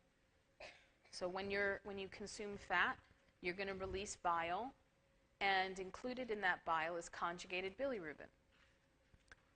Once that bilirubin enters the gut, a couple of things can happen. Sometimes that bilirubin gets unconjugated by the gut bacteria and gets reabsorbed. Okay? And it just goes back to the liver, gets conjugated again, gets added to bile again. Okay? But most of this bilirubin is going to get converted into a substance called stercobilinogen by gut bacteria, or SBG. This stuff right here, SBG. And SBG is what makes feces brown.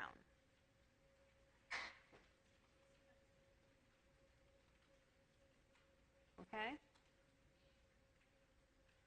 So naked bilirubin comes from the spleen. It's the, it used to be the heme group. It's very fat soluble.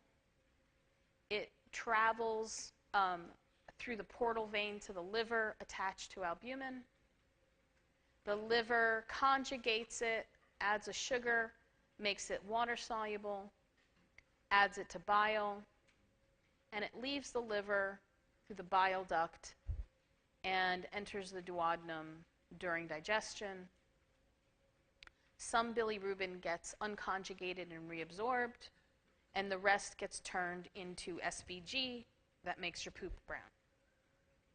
Okay? So what happens in the context of liver damage or liver failure that increases circulating bilirubin and leads to jaundice? So there's a few things. Number one, when you have acute liver injury, okay, what's going to happen is the injured liver cells are going to stop conjugating bilirubin.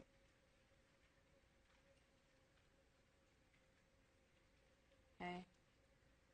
And when they stop conjugating bilirubin, that fat-soluble naked bilirubin, the levels rise and they get into the tissues and cause the jaundice.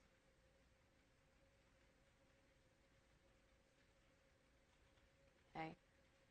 So you don't have to be in liver failure to become jaundice. Okay? When you get acute forms of the hepatitis virus, like hepatitis A, that's one of the stages, is the jaundice stage. Okay? But then your body recovers. When you have more advanced liver disease, the jaundice is, there's several things that are contributing to that jaundice. Number one, decreased liver function means decreased conjugation of albumin, of bilirubin. Okay? So when your liver stops working, it's not conjugating bilirubin. Okay? That's number one. Also, with liver disease, we get portal hypertension. Okay? So less bilirubin is even getting to the liver because it's bypassing the liver.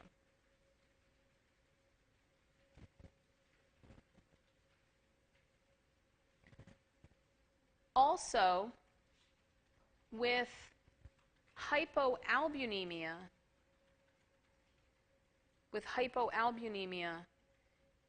you have less albumin to carry the naked bilirubin to the liver. So it quickly diffuses out of the bloodstream and into tissue. Yeah. So with decreased liver function and less albumin, there's less albumin to carry bilirubin to the liver. So it quickly diffuses out of the blood vessels and into the tissue.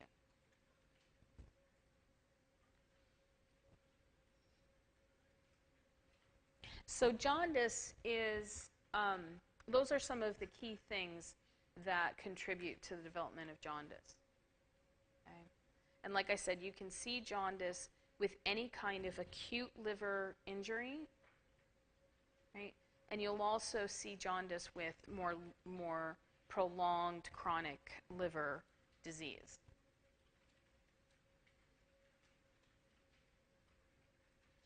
Okay, so this slide summarizes some of the things that we will see with liver failure. So on this side of the slide, on the left side of the slide, are these things that are connected to portal hypertension. Okay? We'll see esophageal varices that, if they rupture, can lead to the vomiting up of blood, right, or hematemesis. We will also potentially see bleeding from the varices that can lead to what's called melena.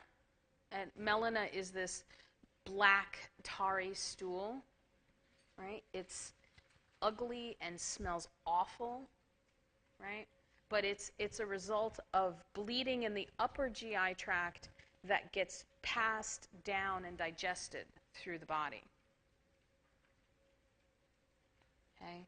So black tarry stool, that melena, is a bleeding in the upper GI tract that then passes through the rest of the GI tract. Okay? What does blood coming from the lower GI tract and entering the feces look like? Bright red, right? So if it's black, it's coming from the upper GI tract. If it's red, it's coming from the lower GI tract.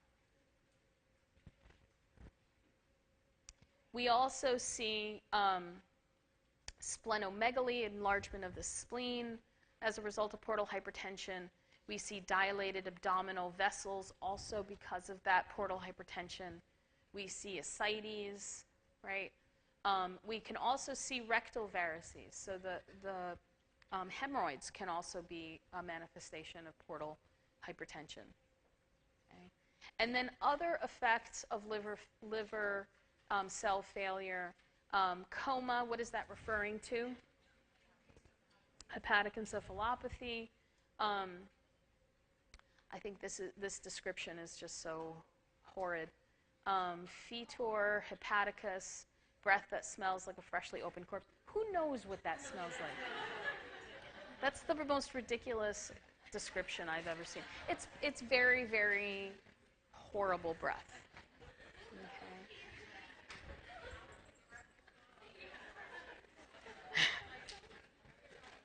This really tells you something about the people who are attracted to this kind of science. So spider veins on the periphery are very common, and this is also a result of patients with liver failure have coagulopathies because they easily get bruised because they don't have enough of clotting factors. Right? The liver's not producing enough clotting factors. So you can see these little spider veins, these little hemorrhages, subcutaneous. Gynomastia, or the production of breasts in men, which is a result of impaired hormone elimination, right? So it's a hormonal issue. Jaundice, ascites, loss of sexual hair, testicular atrophy, the flapping hand tremor, bleeding tendency because of decreased prothrombin time, and that's part of that coagulopathy. Anemia, okay, and ankle edema, which can also include generalized peripheral edema. Okay, so this is just a summary of some of the key things we see with advanced liver disease. Okay. So a couple of other complications I'm not going to go into detail about, but I do want to just acknowledge them with liver failure. I mentioned the hepatorenal syndrome, and this is where the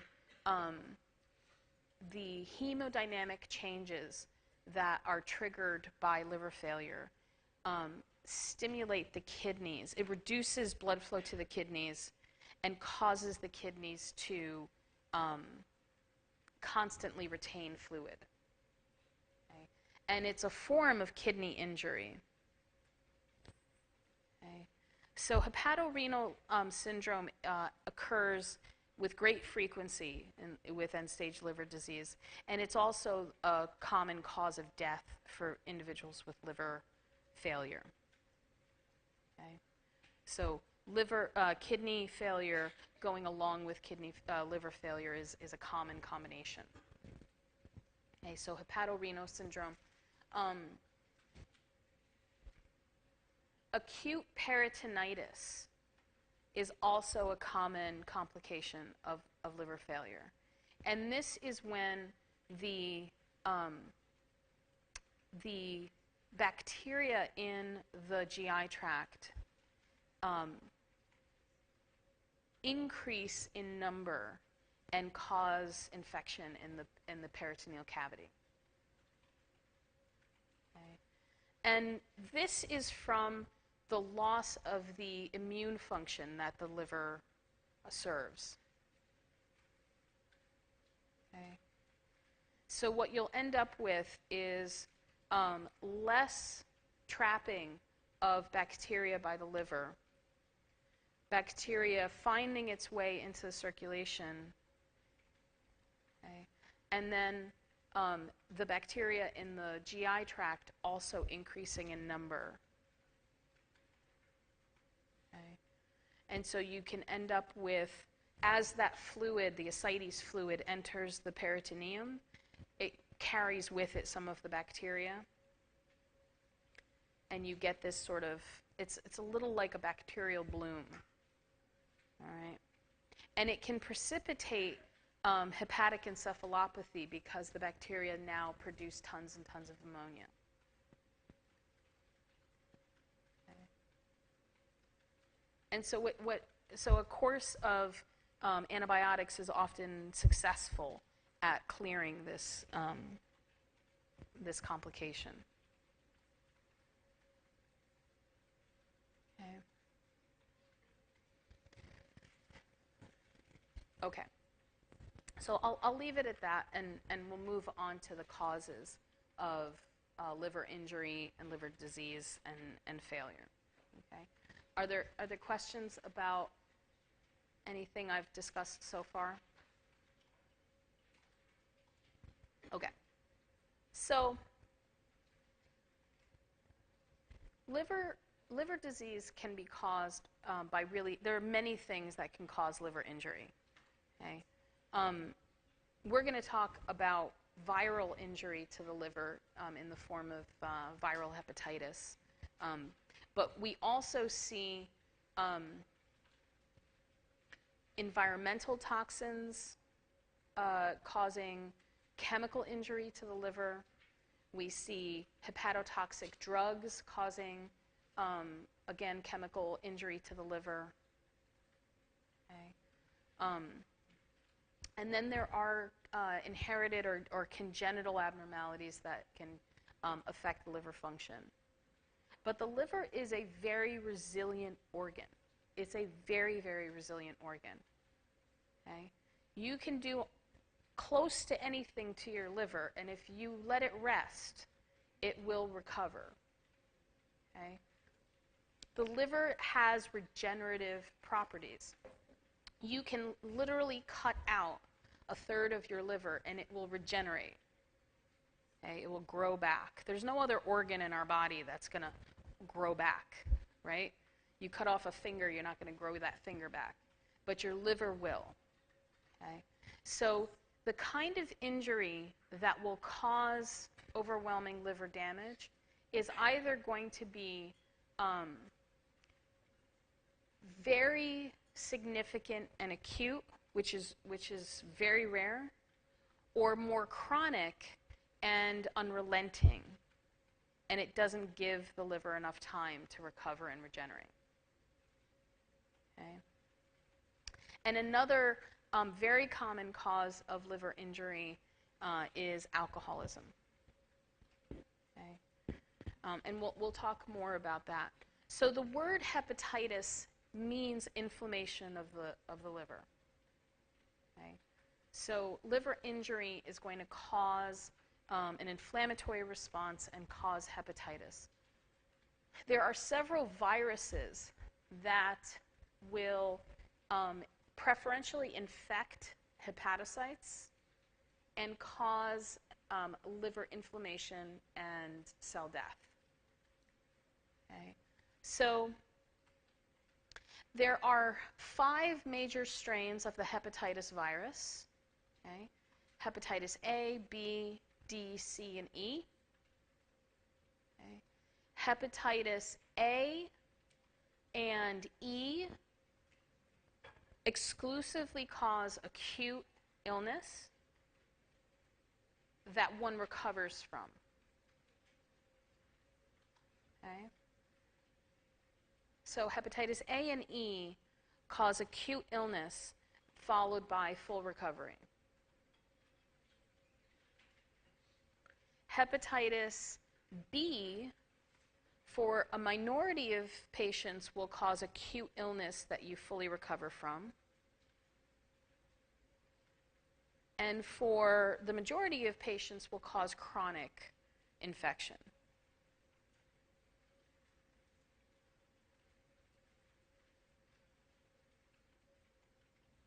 Hepatitis D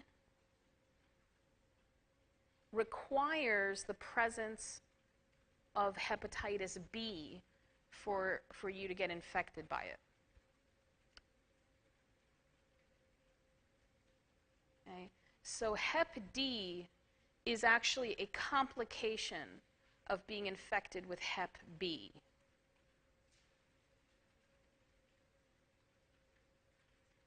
And when you do get D on top of B, it can often cause what we call fulminant hepatitis, which is a form of acute liver failure.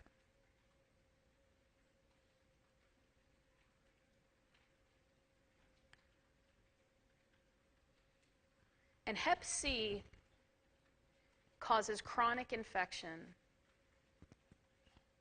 It's a devastating infection that is really guaranteed to destroy the liver and cause cirrhosis.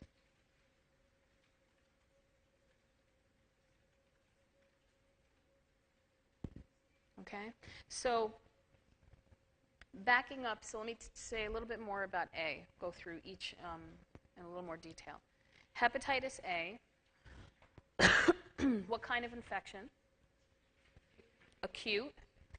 Hepatitis A is transmitted through a fecal-oral route, which means that it's normally acquired through consuming food that's been contaminated by someone with poor hand-washing skills. Okay, we shed the virus through the feces, and so it can often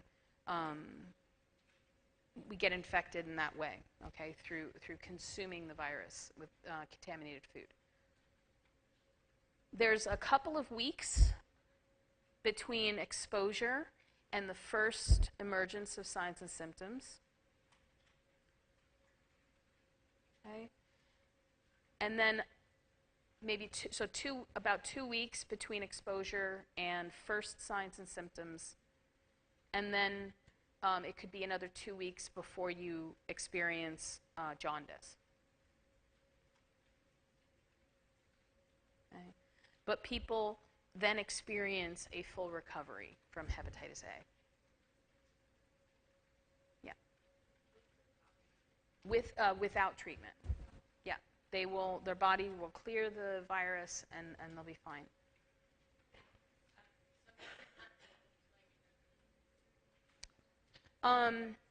So it will be killed if you're cooking the food, but it's a common thing is that, this is why you have the signs, wash your hands before you leave the bathroom. So you have like servers handling cooked food and then serving it and contaminating it after it's been cooked. Yeah. It's like Typhoid Mary, right? So that's a whole other story. So hepatitis A, there is no vaccine that can protect against hepatitis A.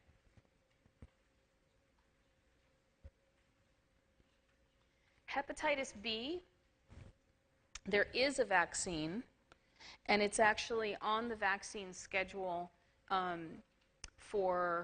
recommended for babies, newborn babies within the first few days of life to get the first series. And there's about, two rounds of shots for Hep B? 3, excuse me. And I think it has to be 6 months apart. So 3-shot series for the Hep B vaccine. And the reason why newborn babies are recommended to get it is because if the mother is infected, the blood exposure during birth is the highest vulnerability time for exposure.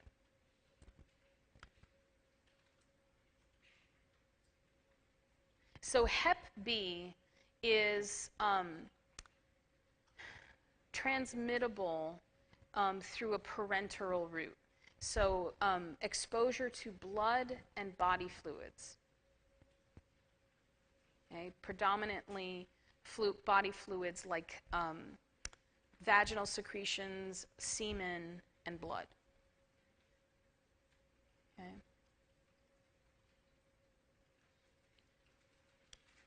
And like I said, for most people, hepatitis B will be a chronic infection. But only a modest percentage of patients who develop chronic B infection will go on to develop liver cirrhosis. Okay?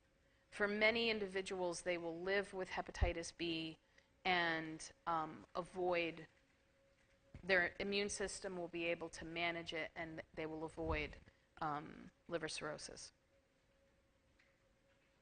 Yeah. Yes. Yes, thank you. So for any hepatitis, chronic hepatitis infection, they will still first experience an acute illness, and then they will develop the chronic stage. Yeah. Oh, I just want to let you know, I work in a pediatrician's office, and there is vaccines for hepatitis A. Oh, really? In children. Yes, Oh. doses that we now. What age do you give it? I don't know the exact schedule, Okay, but okay. there's 2 doses. Oh, that okay. are recommended. I did not know that. Yeah. Okay. Okay. Thank you. So there is Hep A. I lied. Yeah. Thank you. Thank you. So there is a vaccine for Hep A. So for individuals with Hep B, they are at risk of contracting hepatitis D. Okay. But individuals who do not have hepatitis B cannot get infected with Hep D. Okay. Excuse me? You can be exposed to hepatitis D, but if B is not in your system, Hep D can't survive. Yeah. And Hep D can accelerate the rate of damage to the liver, okay, in patients infected with Hep B. Yeah. So the Hep D can accelerate the rate of liver damage in a patient with hepatitis B.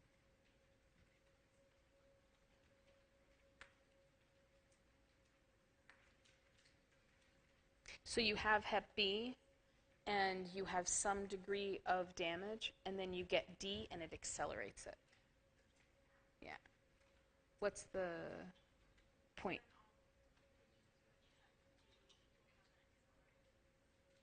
Yeah, yeah. They will frequently, yeah, yeah. Is there anything you can do if you have Hep B to avoid the risk of getting AIDS? I don't know if there is.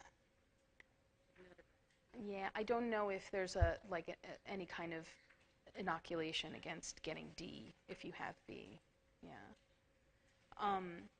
But D is transmitted in the same way as B, so body fluids and blood.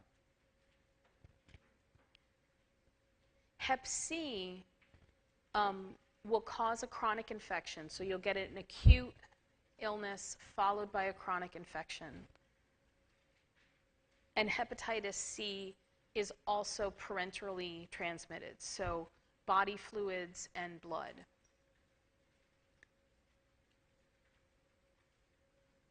Okay. And hepatitis C is one of there's 2 leading causes of liver cirrhosis, and that's alcoholism and hepatitis C. Okay. So Hep C is a top causal factor in the development of liver failure. Yeah.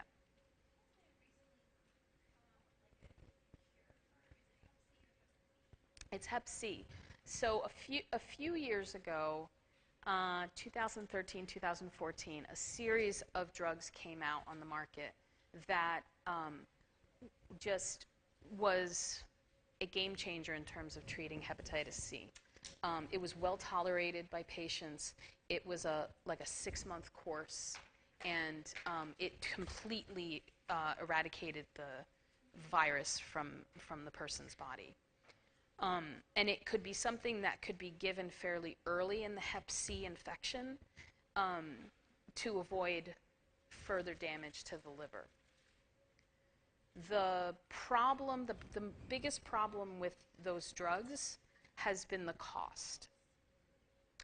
It costs approximately $100,000 to $300,000 for a person to get a course of this medication. And insurance companies and Medicare, and they are requiring people to be fairly sick before they agree to pay for the medications. But once you actually have a lower success rate the sicker you are. And removing the hepatitis C doesn't always remove the liver damage. So it's a problem. The cost of the medication is a problem, especially when the same company will sell the drug to other countries at a fraction of the cost. It's really the American cost of the drug is that expensive. So that's a real ethical problem right now with this with that set of medication. And then hepatitis E behaves identically to hepatitis A. Okay, so E and A are very, very similar. They are both oral fecal transmission route, and both cause acute infections.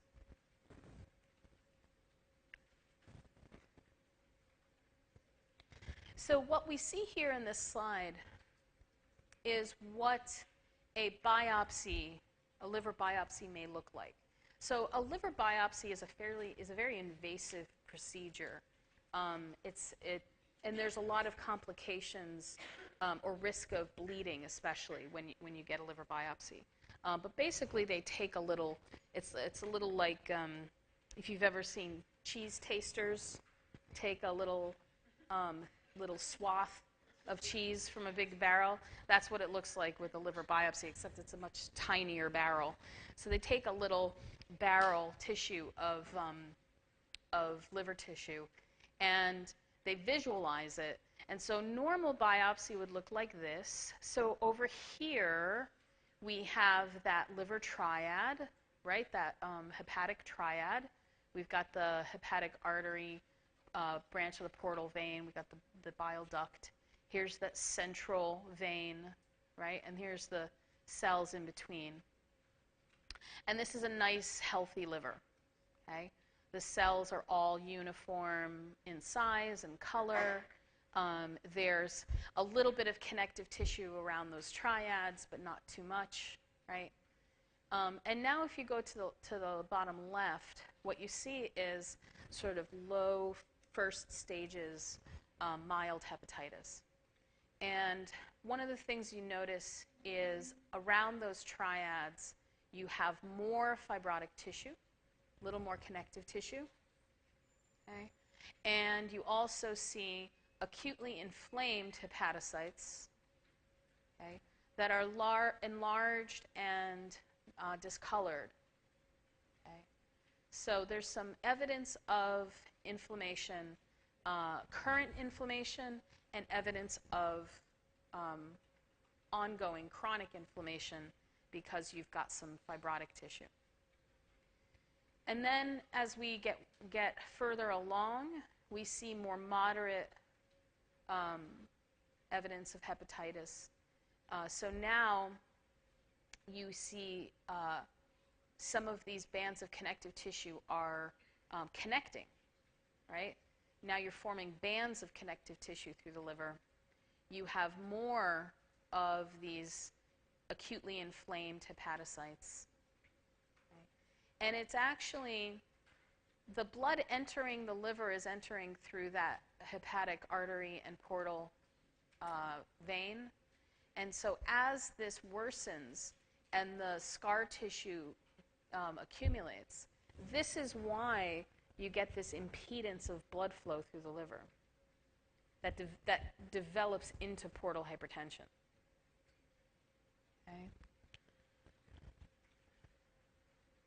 So this kind of inflammation, this hepatitis, it can be caused by chronic hepatitis B, chronic hepatitis virus infection.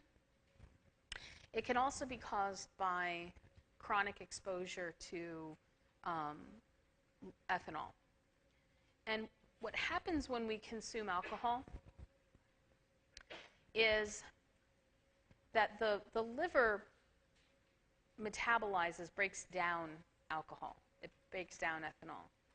And it produces a byproduct called acetaldehyde. Okay. Acetaldehyde is highly hepatotoxic. Okay. It injures, it creates lots of hepatocytic injury. That's not a word, I'm sorry. Injury to the hepatocytes. Okay. So, and the more alcohol you consume, the more acetaldehyde that is produced. So one night of drinking, lots of acetaldehyde, right? The liver's got a black eye, but it recovers, right? It's okay. But you do that enough, right, with very little rest, and that damage from the acetaldehyde accumulates, and the liver doesn't have enough time to recover. Okay. So a liver that has alcoholic hepatitis, okay, that liver will actually go through an early stage called fatty liver disease.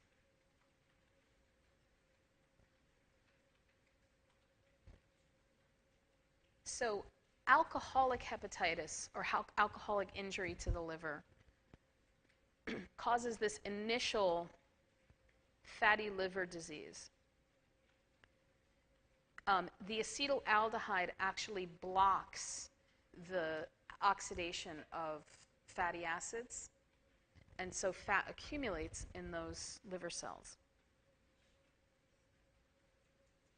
Okay. Yeah?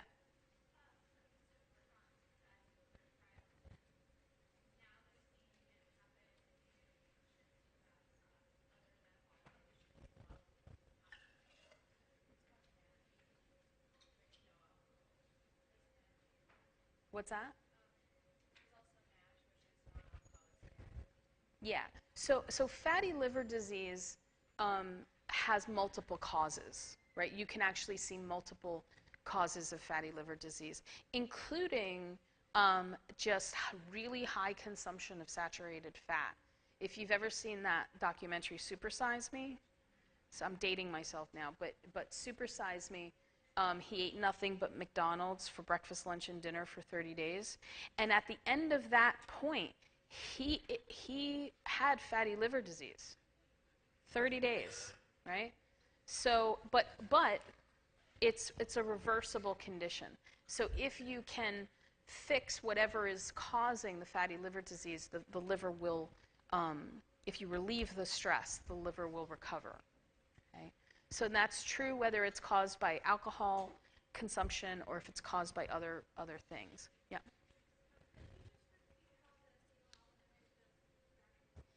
So acetaldehyde blocks fatty acid oxidation, which is the breakdown of fatty acids. So they accumulate in the liver cells. Okay. So you'll see elevated liver enzymes, right? You'll see, if you do a liver biopsy, you'll actually see a yellowish color to the hepatocytes, and it's inflamed and enlarged. Okay.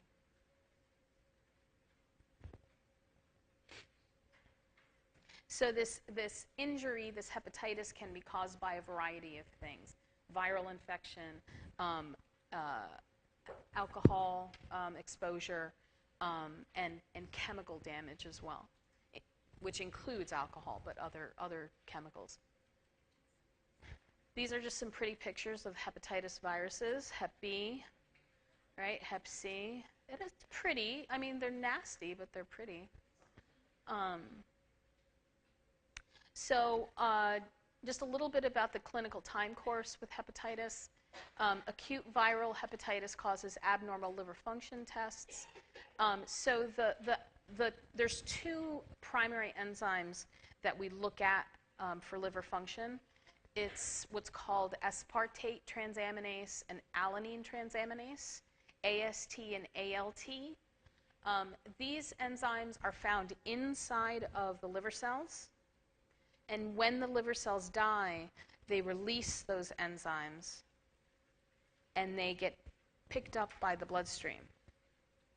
So when you take a blood sample and you measure those enzymes, if they're elevated, it suggests liver cell death. Okay. So you're exposed to the virus, to the hepatitis virus. The virus enters your body, it enters the liver, and it starts to replicate. Okay? And it's going to take a few weeks before your immune system notices and you mount an immune response. Okay? And the first clinical signs of the infection are going to be what's called the prodromal phase, right? And they're going to be prodromal symptoms. These are the kind of symptoms that happen with any kind of viral infection. Okay? These are the flu-like symptoms. You experience fatigue, malaise, headache, fever. Okay? Sometimes you might experience some pain in the upper right quadrant, right, which corresponds to where the liver is. You might lose some weight. And even though this is the very non-specific stage of the disease, you are highly contagious at this point. Okay, your viral number is fairly high. The next phase of this hepatitis infection is called the icteric or the jaundice phase. And it starts with the first appearance of jaundice. Okay. And it represents a peak in hepatocellular injury and death. Okay. It's the peak severity of this acute illness. So 1 to 2 weeks after the prodromal phase can last between 2 to 6 weeks. You will also, your blood tests will continue to be abnormal. You'll have elevated AST, ALT, and you'll also have elevated bilirubin levels.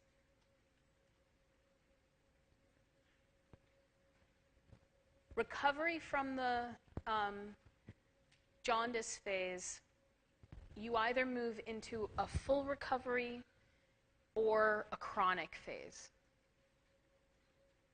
Okay? If you had Hep A or E, and if you're lucky and you have Hep B and you're one of those lucky people, you move into a full recovery phase. Okay?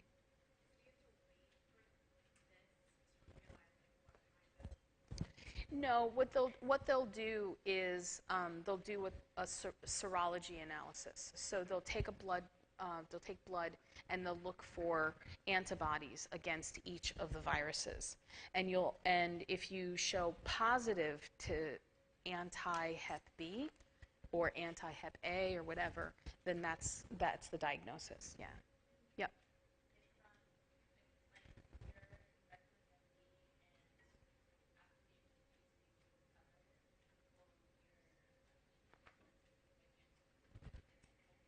Yes. So they do a serology. You'll be positive for Hep B antibodies, and you'll continue to be positive for Hep B antibodies for a certain amount of time. But you will, it will decline over time. The hepatitis B antibody. Yeah. Yeah. Okay. So this clinical course, as I said, it follows this course no matter what type of hepatitis virus you have. But you will either move into the recovery phase or the chronic phase, depending on what specific viral type you have. Okay. Now, when you have chronic injury, chronic inflammation to the liver, it can result in cirrhosis of the liver. Okay? And cirrhosis of the liver is essentially liver failure, liver fibrosis. Okay? Liver failure through fibrosis. And when we look at a liver with cirrhosis, what we see, so in the background is what a healthy liver will look like, and then this little window is what a cirrhotic liver will look like. It will be very nodular in appearance. It will be shrunken in size. It will be, if you actually were able to feel it, it will be very hard to the touch compared to a healthy liver. And if you look at a biopsy, what you'll find is something very characteristic. You see large bands of fibrotic tissue separated by nodules of regenerated liver. So this liver is still trying to regenerate. But it really isn't working because there's just so much fibrosis. Okay. And you will also see areas of necrosis. And occasionally, you'll see evidence of hepatic carcinoma. Chronic inflammation, chronic injury increases the likelihood of development of carcinoma.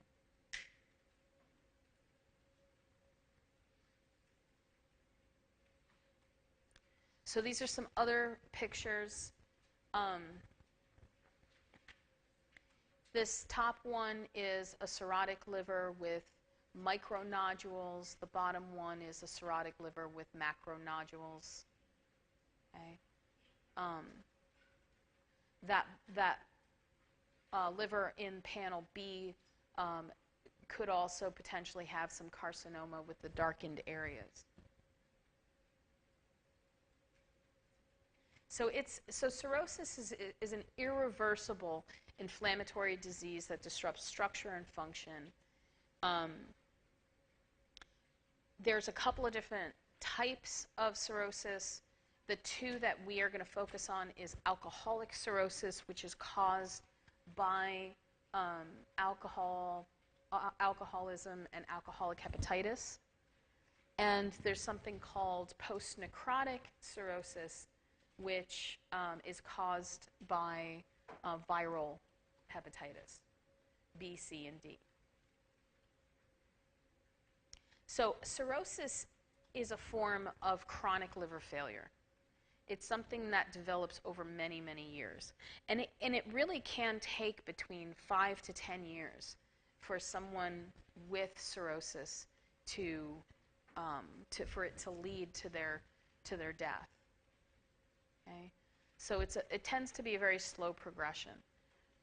There is, however, acute liver failure. It's not common. Okay? It's called fulminant hepatitis or acute liver failure. And there's actually very few causes very few things that can lead to acute liver failure. Okay? Getting hepatitis D when you have B is one of the causes of acute liver failure. Okay. Another is environmental exposure to highly hepatotoxic agents. Okay. There are some organic solvents that are used in like dry cleaning that if you get exposed to enough will cause fulminant hepatitis. And acetaminophen overdose is another cause of acute liver failure. Yes, ma'am.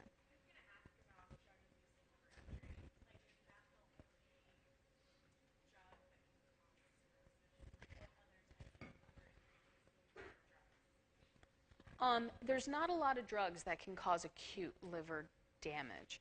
And the reason why acetaminophen can do that is that acetaminophen induces this chain reaction in the liver that worsens over time.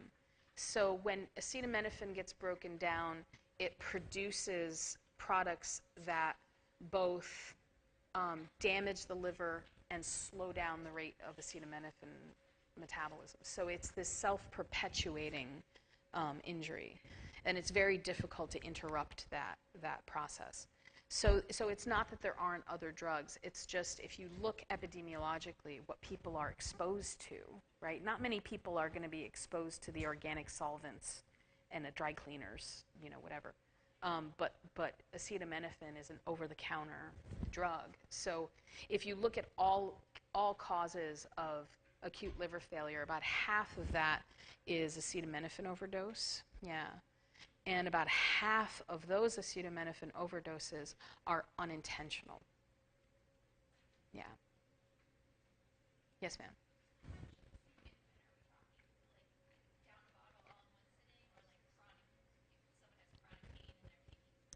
So if you look on the acetaminophen bottle, what they'll recommend is to not take more than 4 grams per 24-hour period. Okay? That's the recommended maximal dose, 4 grams per 24-hour period. And what's thought for the average person is between 6 to 8 grams is a toxic dose. Okay? But what we've found is that there's some variation, inter-individual variation in the ability to break down acetaminophen. So for some people, 4.5 grams is a toxic dose. And you can't predict who that's going to be. So you have people who, even though the bottle says don't take more than 4 grams, you think more drug, more pain relief. And so they'll go above that, and that's where those unintentional, many of the unintentional overdoses are coming from. Others are coming from, sadly, other overdoses are coming from parents in pediatric settings, parents not really understanding the dosage measurements and overdosing their children.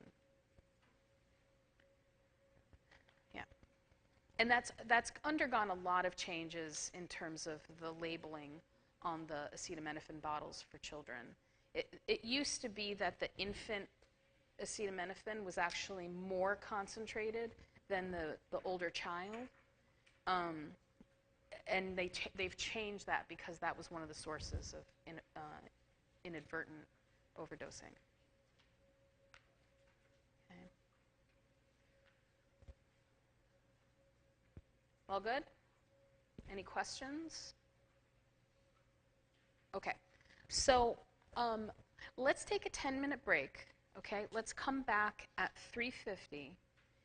Or don't come back at 3:50. That's fine. I'm just going to do some case study practice. All right. As far as I'm concerned, this is the end. This is the end of my talk. This is the end of the material for exam 1. Okay. So we're going to take a 10-minute break, and whoever comes back, we're going to just go through a couple of the case studies. And if you don't want to come back, so what I do when we come back is going to be echo recorded, number one. And number two, the file is attached to the today's session in the modules page. And it's a file, it's a PowerPoint file with case study scenarios followed by questions. And there's about 7 of them, 7 case studies. All right? And I'm just planning to go through about 3 or so. All right? Okay, so let's take a break. Let's come back at like 3:50 and do a little case study practice.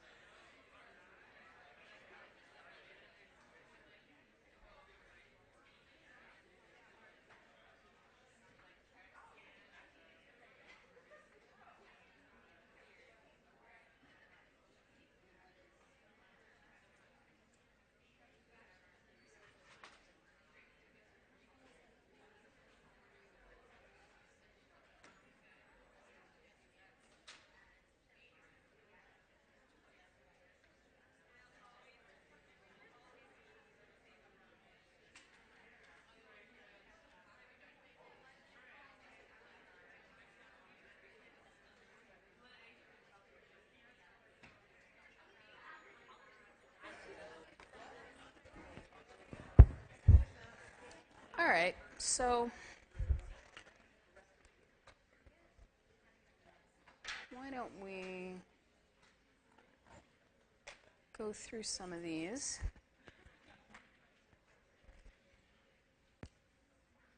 Okay. So we've got 3 sections, right? Neurology, GI, and liver. Okay. So I'll try to go through I'm going to go through one of each, okay? Because there's cases for all 3 systems on this. So case 1, we got Crystal, who's 32 years old, female patient who's admitted to the medical surgical unit after a laparoscopic Roux-en-Y gastric bypass for weight loss. Prior to choosing the surgery, the patient tried numerous diets and exercise programs without success, developed metabolic syndrome that led to insulin resistance.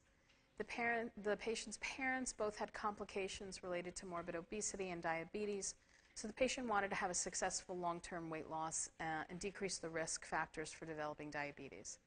The patient met with a multidisciplinary team before surgery, which consisted of a social worker, nurse counselor, dietitian, psychologist, exercise therapist, and surgeon. Patient received intensive pre-operative teaching and followed the diet she would follow after surgery for several weeks before the operation. Okay, so first off, so I'm gonna tell you how I recommend you work through these case studies, okay? Particularly when you're faced with them on the exam. But really, it works for any context. So for us, and forgive me for saying this, but I actually have had this conversation with students. When you go into one of my exams, the case study is only going to, it's going to be related to a system we studied, okay?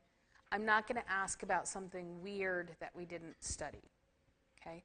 So the first thing to do is try to identify what's the general topic here, you know? So this is a patient who's going through gastric bypass, okay? So it's safe to assume this is going to be about digestive function, right? Especially as it relates to the stomach. Make sense? So now that we've sort of placed it geographically in terms of what we've studied, okay, the next thing to understand is that in case studies, there is going to be information that is going to be useful, and then there's going to be information that is not going to be used at all, okay? And in fact, there might be quite a lot of information that you are not going to directly use to answer the questions. But what they're doing is giving you a general context of what's going on with the patient, okay? And trying to make it more realistic. Because when you're reading somebody's file, somebody's chart, thank you, there's a lot of information, and not all of it is going to be relevant to the question that you want to answer, okay? So part of dealing with a case study is trying to decide what's relevant to what you're answering and what's not relevant to what you're answering, okay? So we actually don't have a whole lot of specific information about this patient. What we know about her is her age. We know she's female. We know the type of weight loss surgery she had, okay? And we know why, okay? She had a family history of obesity and diabetes. She was obese herself, and this is why she had it, okay? So the Roux-en-Y gastric bypass surgery, if you're not familiar with the specific surgery, the details of what they do, basically what they do is create a very small gastric pouch, okay, where the majority of the stomach is cut and excluded, okay? And you actually have a very small amount of stomach that's left. And they cut it and staple it. And then they also go down to about the beginning of the ileum of the small intestine, and they cut there, and they attach the ileum to this gastric pouch. Okay? They staple the upper portion of the stomach that's bypassed, and they attach the bypassed portion of the stomach and small intestine also to the terminal parts of the ileum. Okay? So they create this direct route between the gastric pouch and the beginning of the ileum, and they attach the bypassed part of the GI tract to the terminal portion of the ileum. All right? So, first question. Why is the bypass section of GI tract attached to the ileum instead of completely removed from the patient? Why this part of the GI tract that's being bypassed, why don't we just take it out? Why do we attach it to the ileum? We want to raise, yeah. In case something happens to the new tract. So the Roux-en-Y is irreversible. You're never going to reverse this. Yes? Do we still want the gastric juices in the stomach? Yes. So that's exactly what it is. So the reason why we don't completely take out this bypass portion is that the enzymes and the hormones and everything that's secreted in the stomach and the duodenum, we still need for digestion and absorption. Okay? And there are some things that we can highlight that we absolutely want to keep. What is released by the cells in the stomach that we really need to hold on to? So we have gastrin, that's hormone. We want to maintain that hormone because it helps move everything down the GI tract, absolutely. What else? I heard over here and here. So the pacemaker cells are really about movement through the stomach. So that's really not going to be a big issue, except that it's going to help accelerate the movement of these things down. But that's what's released in the stomach. So we've got pepsin, hydrochloric acid, but that's not what we're looking for. What are the cells that produce hydrochloric acid?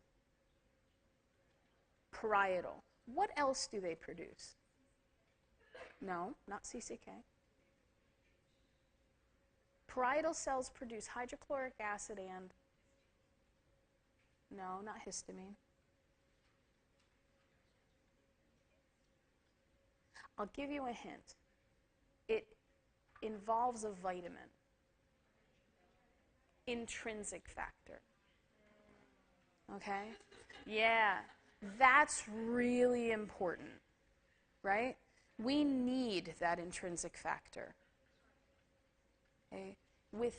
So if we removed the stomach, we wouldn't get the intrinsic factor, we wouldn't be able to absorb B12.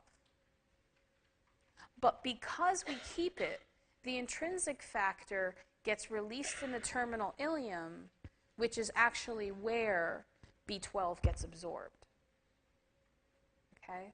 And even with keeping that there, we still actually, because we're removing a huge amount of absorptive surface area, we still really have trouble with vitamin deficiencies, okay, with patients post-Roux-en-Y. Okay? So the patients who go through Roux-en-Y have to commit really to a lifelong follow-ups, taking vitamins, and taking B12 shots if necessary. Okay? But we keep it the intrinsic factor so that we can get that. And then we don't want to take out the duodenum. There actually used to be a bypass surgery where the duodenum was removed. And patients actually had a fairly high morbidity rate. And it's because we lost all of those pancreatic enzymes and the bile, right, that's released into that duodenum. Okay.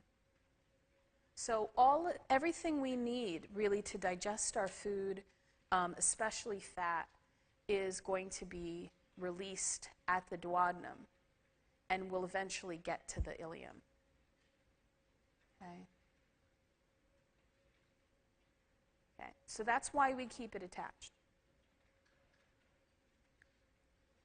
So digestion and absorption of what category of food will be most impaired in a patient post-procedure? Fat. Okay? And it's because we are bypassing the duodenum. Okay? And we're reducing the absorptive surface area. Now, that's kind of the point of the gastric bypass, because fat is our most calorically dense category of food. Okay? So by reducing dramatically the amount of fat that we can break down and absorb, we're going to induce a fair amount of weight loss that way. Now, what kind of vitamins could we be losing out on? The fat-soluble vitamins. Okay? So again, we get back to this. We've got to take supplemental vitamins, and we have to get periodic follow-up checks to make sure that we don't have vitamin deficiencies. Okay? A, D, E, and K, ADEC. That's my little ADEC. No, ADEC. Never mind. Now you remember it. Okay. And then gastric bypass patients require lifelong nutritional monitoring and are vulnerable to vitamin and mineral deficiencies. Why is that? So we've already talked about a few reasons why it is, right? But let me just outline it a little bit more succinctly. The first and foremost, we have reduced absorptive surface area dramatically. Okay. Which means we're absorbing fewer calories, but we also have a lower capacity to absorb vitamins and minerals.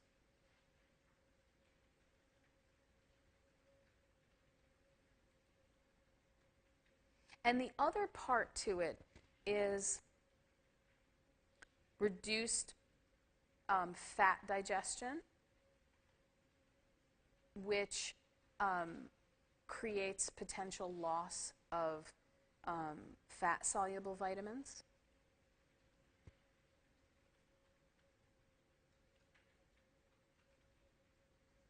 And lastly, by bypassing the duodenum is where we absorb a lot of calcium and iron and other minerals.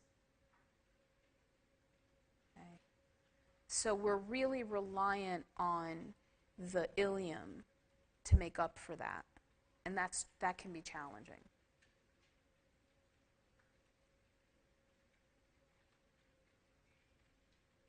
Okay. So this is actually a case study that's a little unusual because it's a clinical scenario that tests your knowledge of normal function. Do you know what I mean? So normally we're actually looking at a clinical scenario that tests your knowledge of a pathological condition, right? But this one is actually testing it's a clinical scenario testing your knowledge of normal function. Yes, ma'am.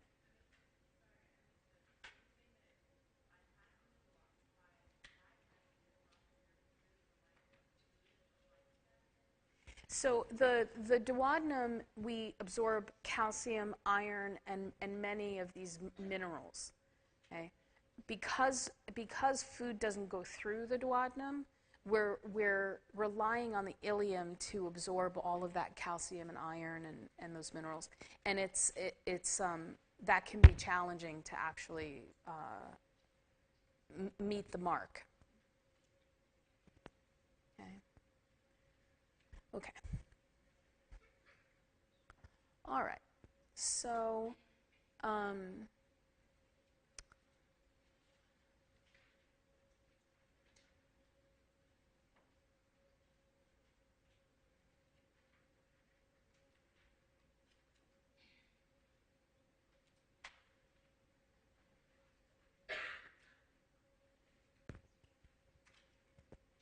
going to go back and forth. I'm just trying to pick. Okay. So, this is okay. Let's do this one now. Case study 5. 63-year-old man with a long history of alcohol use presents to his new primary care physician with a 6-month history of increasing abdominal girth. Before I read anywhere else. Yeah, so this is liver, right? So it shouldn't take you long in reading these clinical scenarios to be able to say, okay, which of the 3 systems that we studied are we looking at here? Okay, but you want to place it first. What are we looking at? Okay, so we're going to clearly look at a liver patient right now, and this is liver disease caused by alcohol abuse.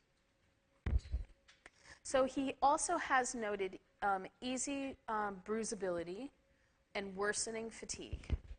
He denies any history of GI bleeding. He continues to drink 3 or 4 cocktails a night, but says he is trying to cut down. Physical examination reveals a cachectic man who appears older than his stated age. Cachexia. Is that a term we all know? Cachexia is you look starved. You're very, very skinny. Okay. I have a very funny story about cachexia. Oh, go ahead. What? Waist, yeah, emaciated, yeah. Waist, yeah, exactly. So when I was in nursing school, I had a friend that we helped each other through nursing school in terms of our sanity. And in clinicals, our nurse instructor in post-conference, she was talking about her patient, and the nurse said, "Did he look cachexic?" And my friend is like, "No." And she had no idea what it meant. But, it was very funny. Anyway. Okay, so cachectic, older than his age. Blood pressure's 108 over 70. His scleras are anicteric. So, yeah, these are some crazy words. So, icteric, I told you earlier, meant jaundiced. Yes, not jaundiced. Yes. His neck veins are flat. His chest examination just demonstrates gynecomastia, multiple spider angiomas. Abdominal examination is significant for protuberant abdomen and a detectable fluid wave, shifting dullness, and an enlarged spleen.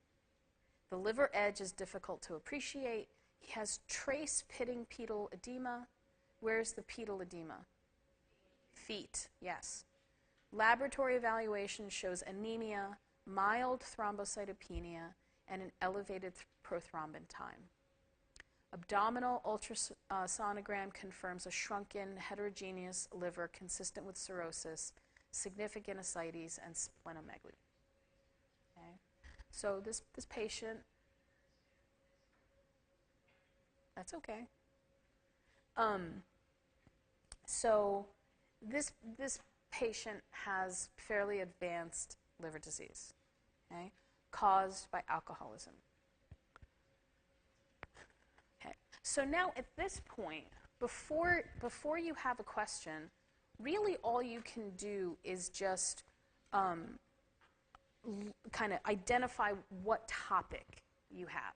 Okay, what's going on with this patient, and from there, the questions will make you revisit the case to find the relevant information.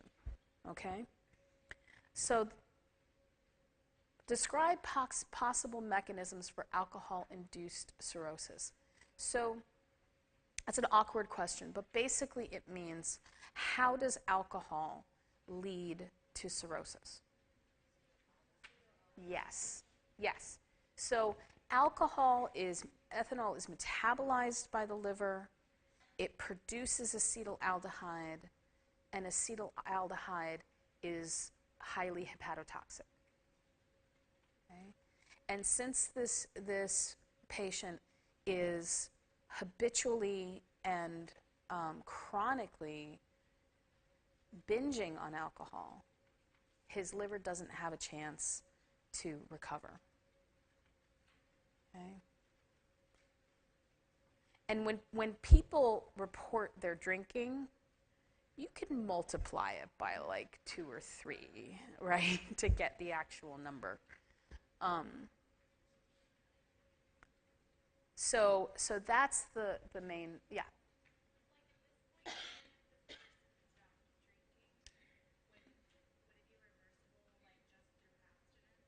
No. So this patient, 63, I don't even really know if he'd qualify for a transplant. I think it would depend on a couple of factors, you know. But basically at this point, that would be his only option is a transplant. Yeah, he's not going to recover liver function.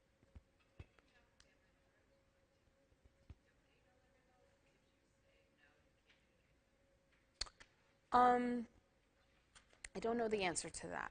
I know that they may advise whether or not the transplant. So a couple of things may make a transplant not advisable. Number one, you could have someone who is just too sick to be able to handle the surgery. And if you are older in age, that contributes to poor recovery. 63 is not bad, but you know, if they do a biopsy and they find carcinoma, that might suggest decreased success. And so, even though you have someone saying, "I'm going to donate," it's still the responsibility of the transplant program to make sure that you're not endangering 2 patients for very little possibility of recovery. Yes, ma'am. Yes, sir. Oh yeah. Oh yeah. What's that? Would the liver damage present before it gets to this point? Definitely. Oftentimes, particularly with alcoholic cirrhosis, right quadrant pain, right, will, like a night of binge drinking will sometimes result in right quadrant pain, especially if it's chronic. The person will have, you know, alcoholism causes, it often causes malnutrition because they stop eating. You know, they're going to have evidence of alcoholism, manifestations of alcoholism before the liver cirrhosis develops.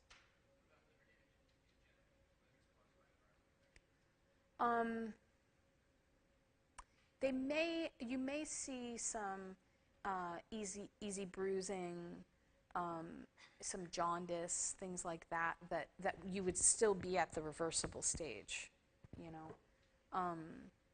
Yeah, there's definitely a stage at which a person can be very heavily drinking, be damaging their liver, and still recover if they stopped.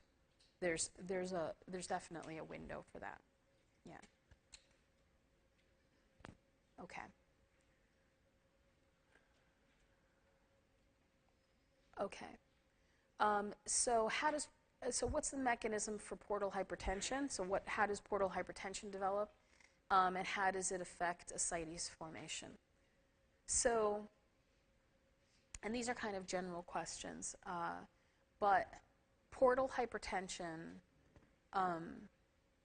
what would suggest that this patient's got portal hypertension? What? Yeah, so the cirrhosis itself is going to impede blood flow. What are some of the evidence? Splenomegaly is a really clear sign, right? The splenomegaly, shrunken heterogeneous liver, right, is consistent with cirrhosis. The fact that he has ascites is also an indication that he's got that he has the portal hypertension. So portal hypertension contributing to ascites. How might portal hypertension contribute to ascites?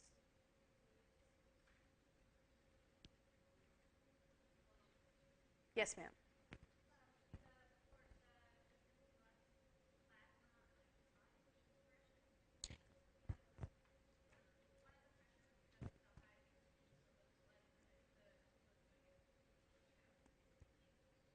Yeah.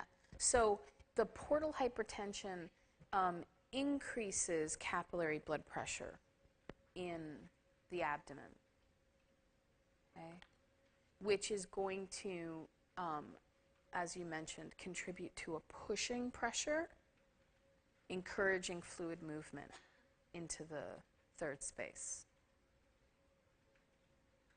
Okay? Yes. That would be the particular contribution to the ascites specifically from the portal hypertension. Okay? Now, ascites is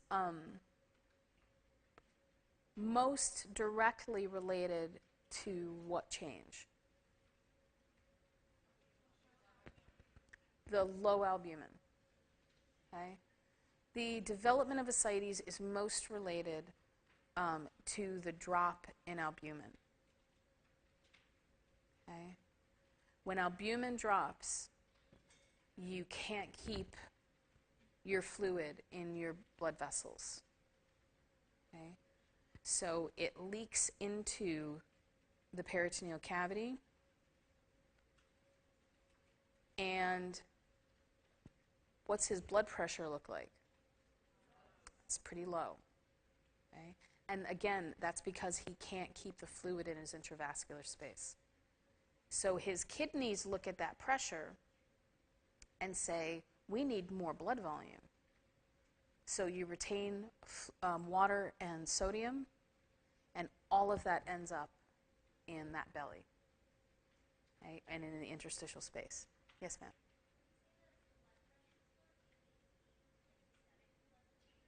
His arterial blood pressure. Yeah, so this is a 63-year-old man with a blood pressure, arterial blood pressure of 108/70. That's pretty low.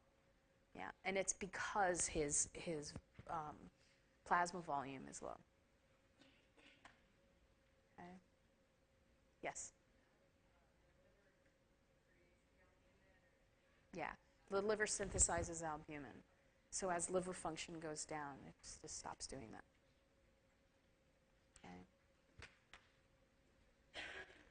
Okay. What else can be connected directly to this low albumin? Yes. the pitting pedal edema, right? That also can be directly connected to the albumin.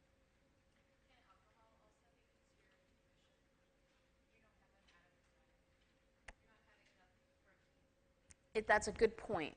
So with alcoholism, it does cause it does cause malnutrition. So it certainly is not helping with that. Yeah, with the albumin, absolutely. That's a really good point. Okay. What physical assessment detail is indicative of ascites?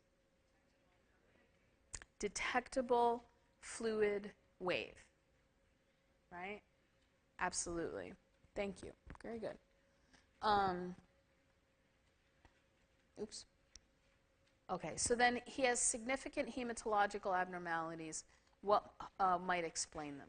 So first off, hematological abnormalities, which means that his blood work is abnormal. Okay? What are one of the things that are abnormal about his blood work? Thrombocytopenia. Okay? So he's got low platelets and also anemic. Okay? So, and he has elevated prothrombin time.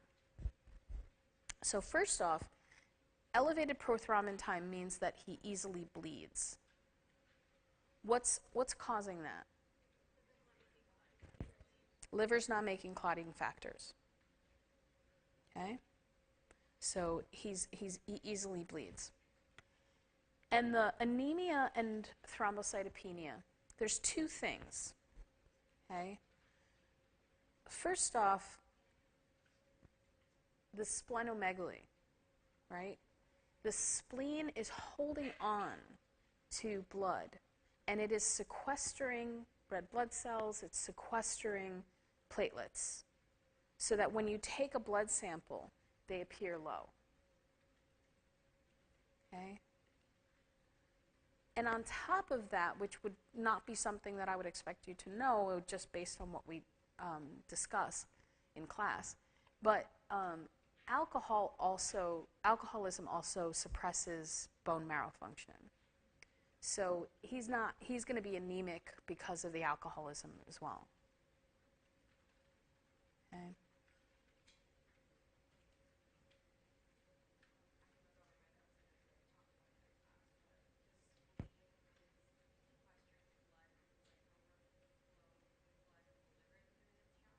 No, so the spleen, the splenic vein is connected to that portal vein. So when the portal vein pressure increases, it makes it very difficult for the spleen to drain blood. So normally that splenic vein would carry blood from the spleen to the liver. But that's not happening as much because of the pressure in the liver. Yeah. Yeah. Okay. Okay. Let's see.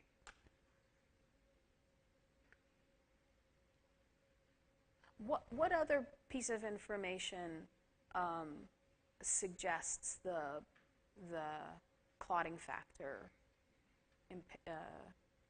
reduction in the clotting factor? Yep, spider angiomas. I heard somebody say that. Absolutely. Which ever see a spider angioma? It's a little. Yeah, it's just like these little hemorrhages behind, under the skin. Yes. Yes. Yes. He easily bruises. He's got lots of bruises. Absolutely. Okay.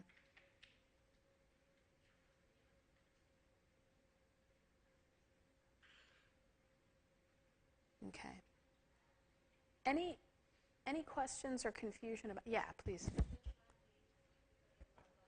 Yeah, and also low plasma volume. You know, it's all the same thing. I was just going to say, you know, it would be very unusual to hear, bulging neck veins, right? That would be very unlike what you would expect. Yeah. If you took a pulse on this patient, how would you describe? Probably weak and thready. Absolutely. Right? Yeah. Good. Good. Yes.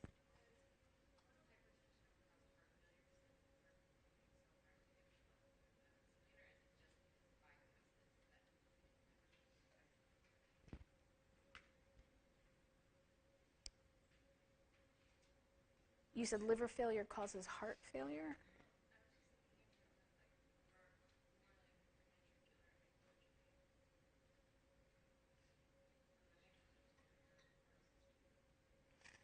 So the hypertension in the portal system. So yeah, yeah, yeah, exactly. Okay. Okay. Okay. Um,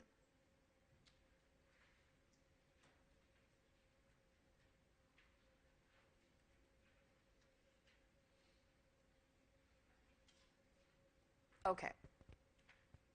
72-year-old man. 72-year-old man presents to the emergency department with acute onset right-sided weakness. The patient was eating breakfast when he suddenly lost strength on the right side of his body, and he was unable to move his right arm or leg. What are we looking at? Yeah, stroke. He also noted a loss of sensation in the right arm and right leg and a difficulty speaking. His wife called 911 and he was brought to the emergency department. His medical history is remarkable for long-standing hypertension, hypercholesterolemia, recently diagnosed coronary artery disease. On physical exam, his blood pressure is 190 over 100. That's bad. Neurologic examination is notable for right facial drooping and dense right hemiparesis. Okay? Hemiparesis meaning paralysis on one side of the body. The Babinski reflex is present on the right side. Babinski reflex, when you look at the bottom of the foot and you run an instrument from heel to just over the toes, adults should curl in, babies curl out, and adults with impaired motor function will curl out. Okay? So the Babinski reflex means that they did that, and on that right side, his toes curled out. Okay? CT scan of the brain shows no evidence of hemorrhage. He's admitted to the neurological ICU. So he's got all of the clear signs of stroke, right? So we know what we're talking about here. So what's the diagnosis? Stroke. Which brain territories are likely involved? Left side of the brain. Okay? Left side of the brain, motor function, right? So likely right side anterior, right? Excuse me, left side. Left side, I'm pointing to the left side and I'm saying right. Left side towards the anterior surface, because that's where the motor and sensory cortices are. Okay. What other brain regions? You say speech, right? He has difficulty speaking, so Broca might be involved, right? And that's usually left side as well. Yeah. Okay. So those are likely the parts of the brain that are not getting perfused. Okay, that's the main. So he has loss of motor control, loss of sensation, and difficulty speaking. Okay? So what are some of the risk factors for his condition? Yep, history of hypertension, hypercholesterolemia, coronary artery disease. Absolutely. Okay. What's that? Okay. So all of those things are risk factors for stroke. And then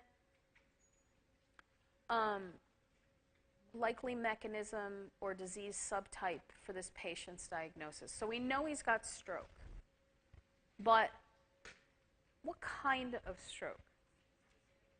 What's that? It's definitely ischemic.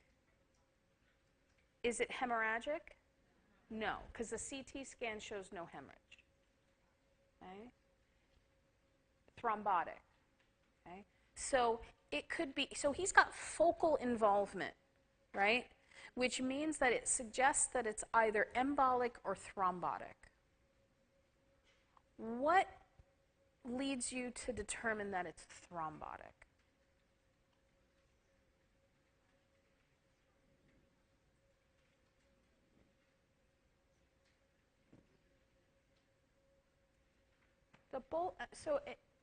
If you look at the way he's manifesting, you could see that manifestation in embolic and thrombotic. But I'm going to tell you it's thrombotic, but I'm asking you, what's the evidence for it? It's because of his risk factors, right? He's got hypertension, hypercholesterolemia, coronary artery disease, which means, so that means that if he's got lots of atherosclerotic plaques in his heart, it's much more likely that he's got plaques in the cerebral arteries as well. Okay? Risk factors for embolic stroke are things like atrial fibrillation, right?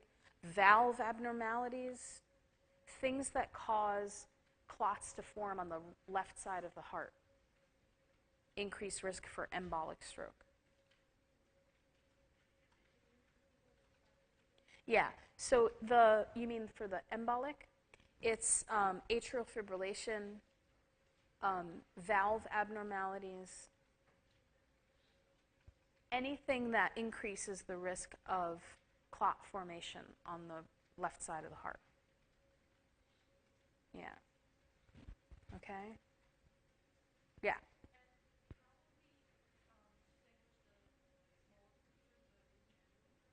Oh, the lacunar? So the lacunar strokes are, well, so in a question like that, if I wouldn't have thrombotic and lacunar in the same answer choices, because lacunar is a type of thrombotic, you know? But lacunar strokes, this is a little less likely to be lacunar because lacunar strokes tend to be more deep structures, and so it's a little less likely to have both loss of movement, sensation, and speech altogether, you know? But it'll be fair, I'm not going to like try to trick you. Like the answer choices will be fair. Does that make sense? Yeah. Did I answer your question? Or I feel like I didn't. I don't know.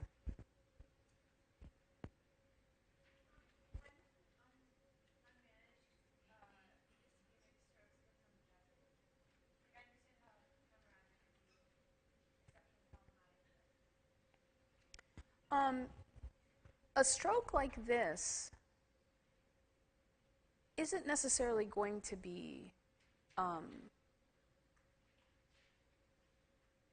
isn't going to have a fatal prognosis. But what will matter is the rapid treatment is going to determine how much he can recover. You know what I mean? How much of his speech and his sensation and movement he can recover. How quickly he gets treated. But a stroke like this isn't going to be isn't going to have a fatal prognosis. Yeah.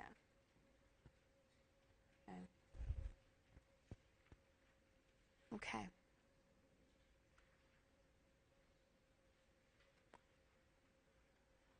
Okay, so would you like me to do one more, or would you like to go home?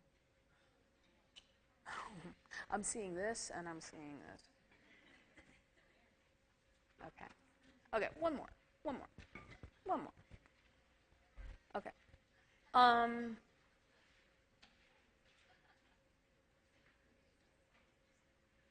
Let me go back to the... Okay, so George, he's 32, Miss George, excuse me, 32-year-old computer programmer. Over the last several months, she's increased episodes of burning sensation in the mid-epigastrium and back. Pain subsides when she eats. So it's a peptic ulcer, but where is it likely? Gastric. Because as soon as she eats, pain goes away. Okay? Good. Based on her history, the physician orders an endoscopy and reveals several peptic ulcers. Treatment of the ulcers include antibiotics, proton pump inhibitors, and bismuth salts. Okay, so clinical presentation to the pathology of pathophysiology of the peptic ulcers. She's experiencing burning in the mid-epigastrium and back. That is consistent with peptic ulcers that are either in the lower esophagus or in the stomach. Okay? The fact that she has pain, we mentioned, that subsides when she eats, suggests a gastric. Okay?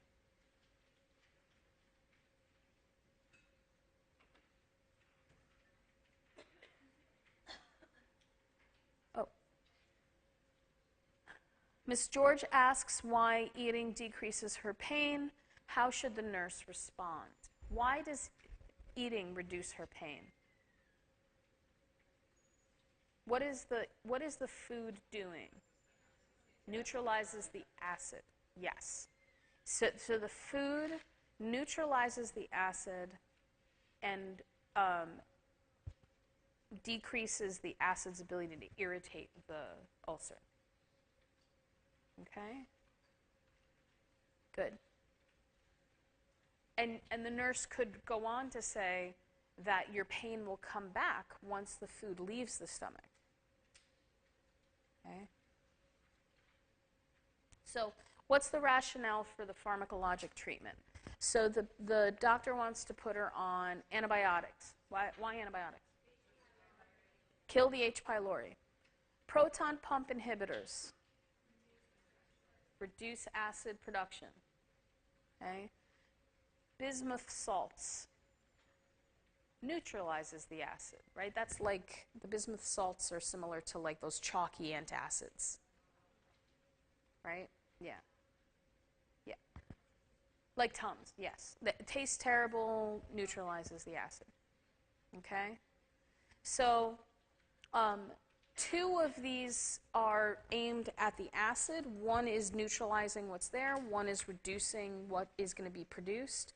And the third is actually addressing one part of what is causing the ulcer, right? It's the H. pylori.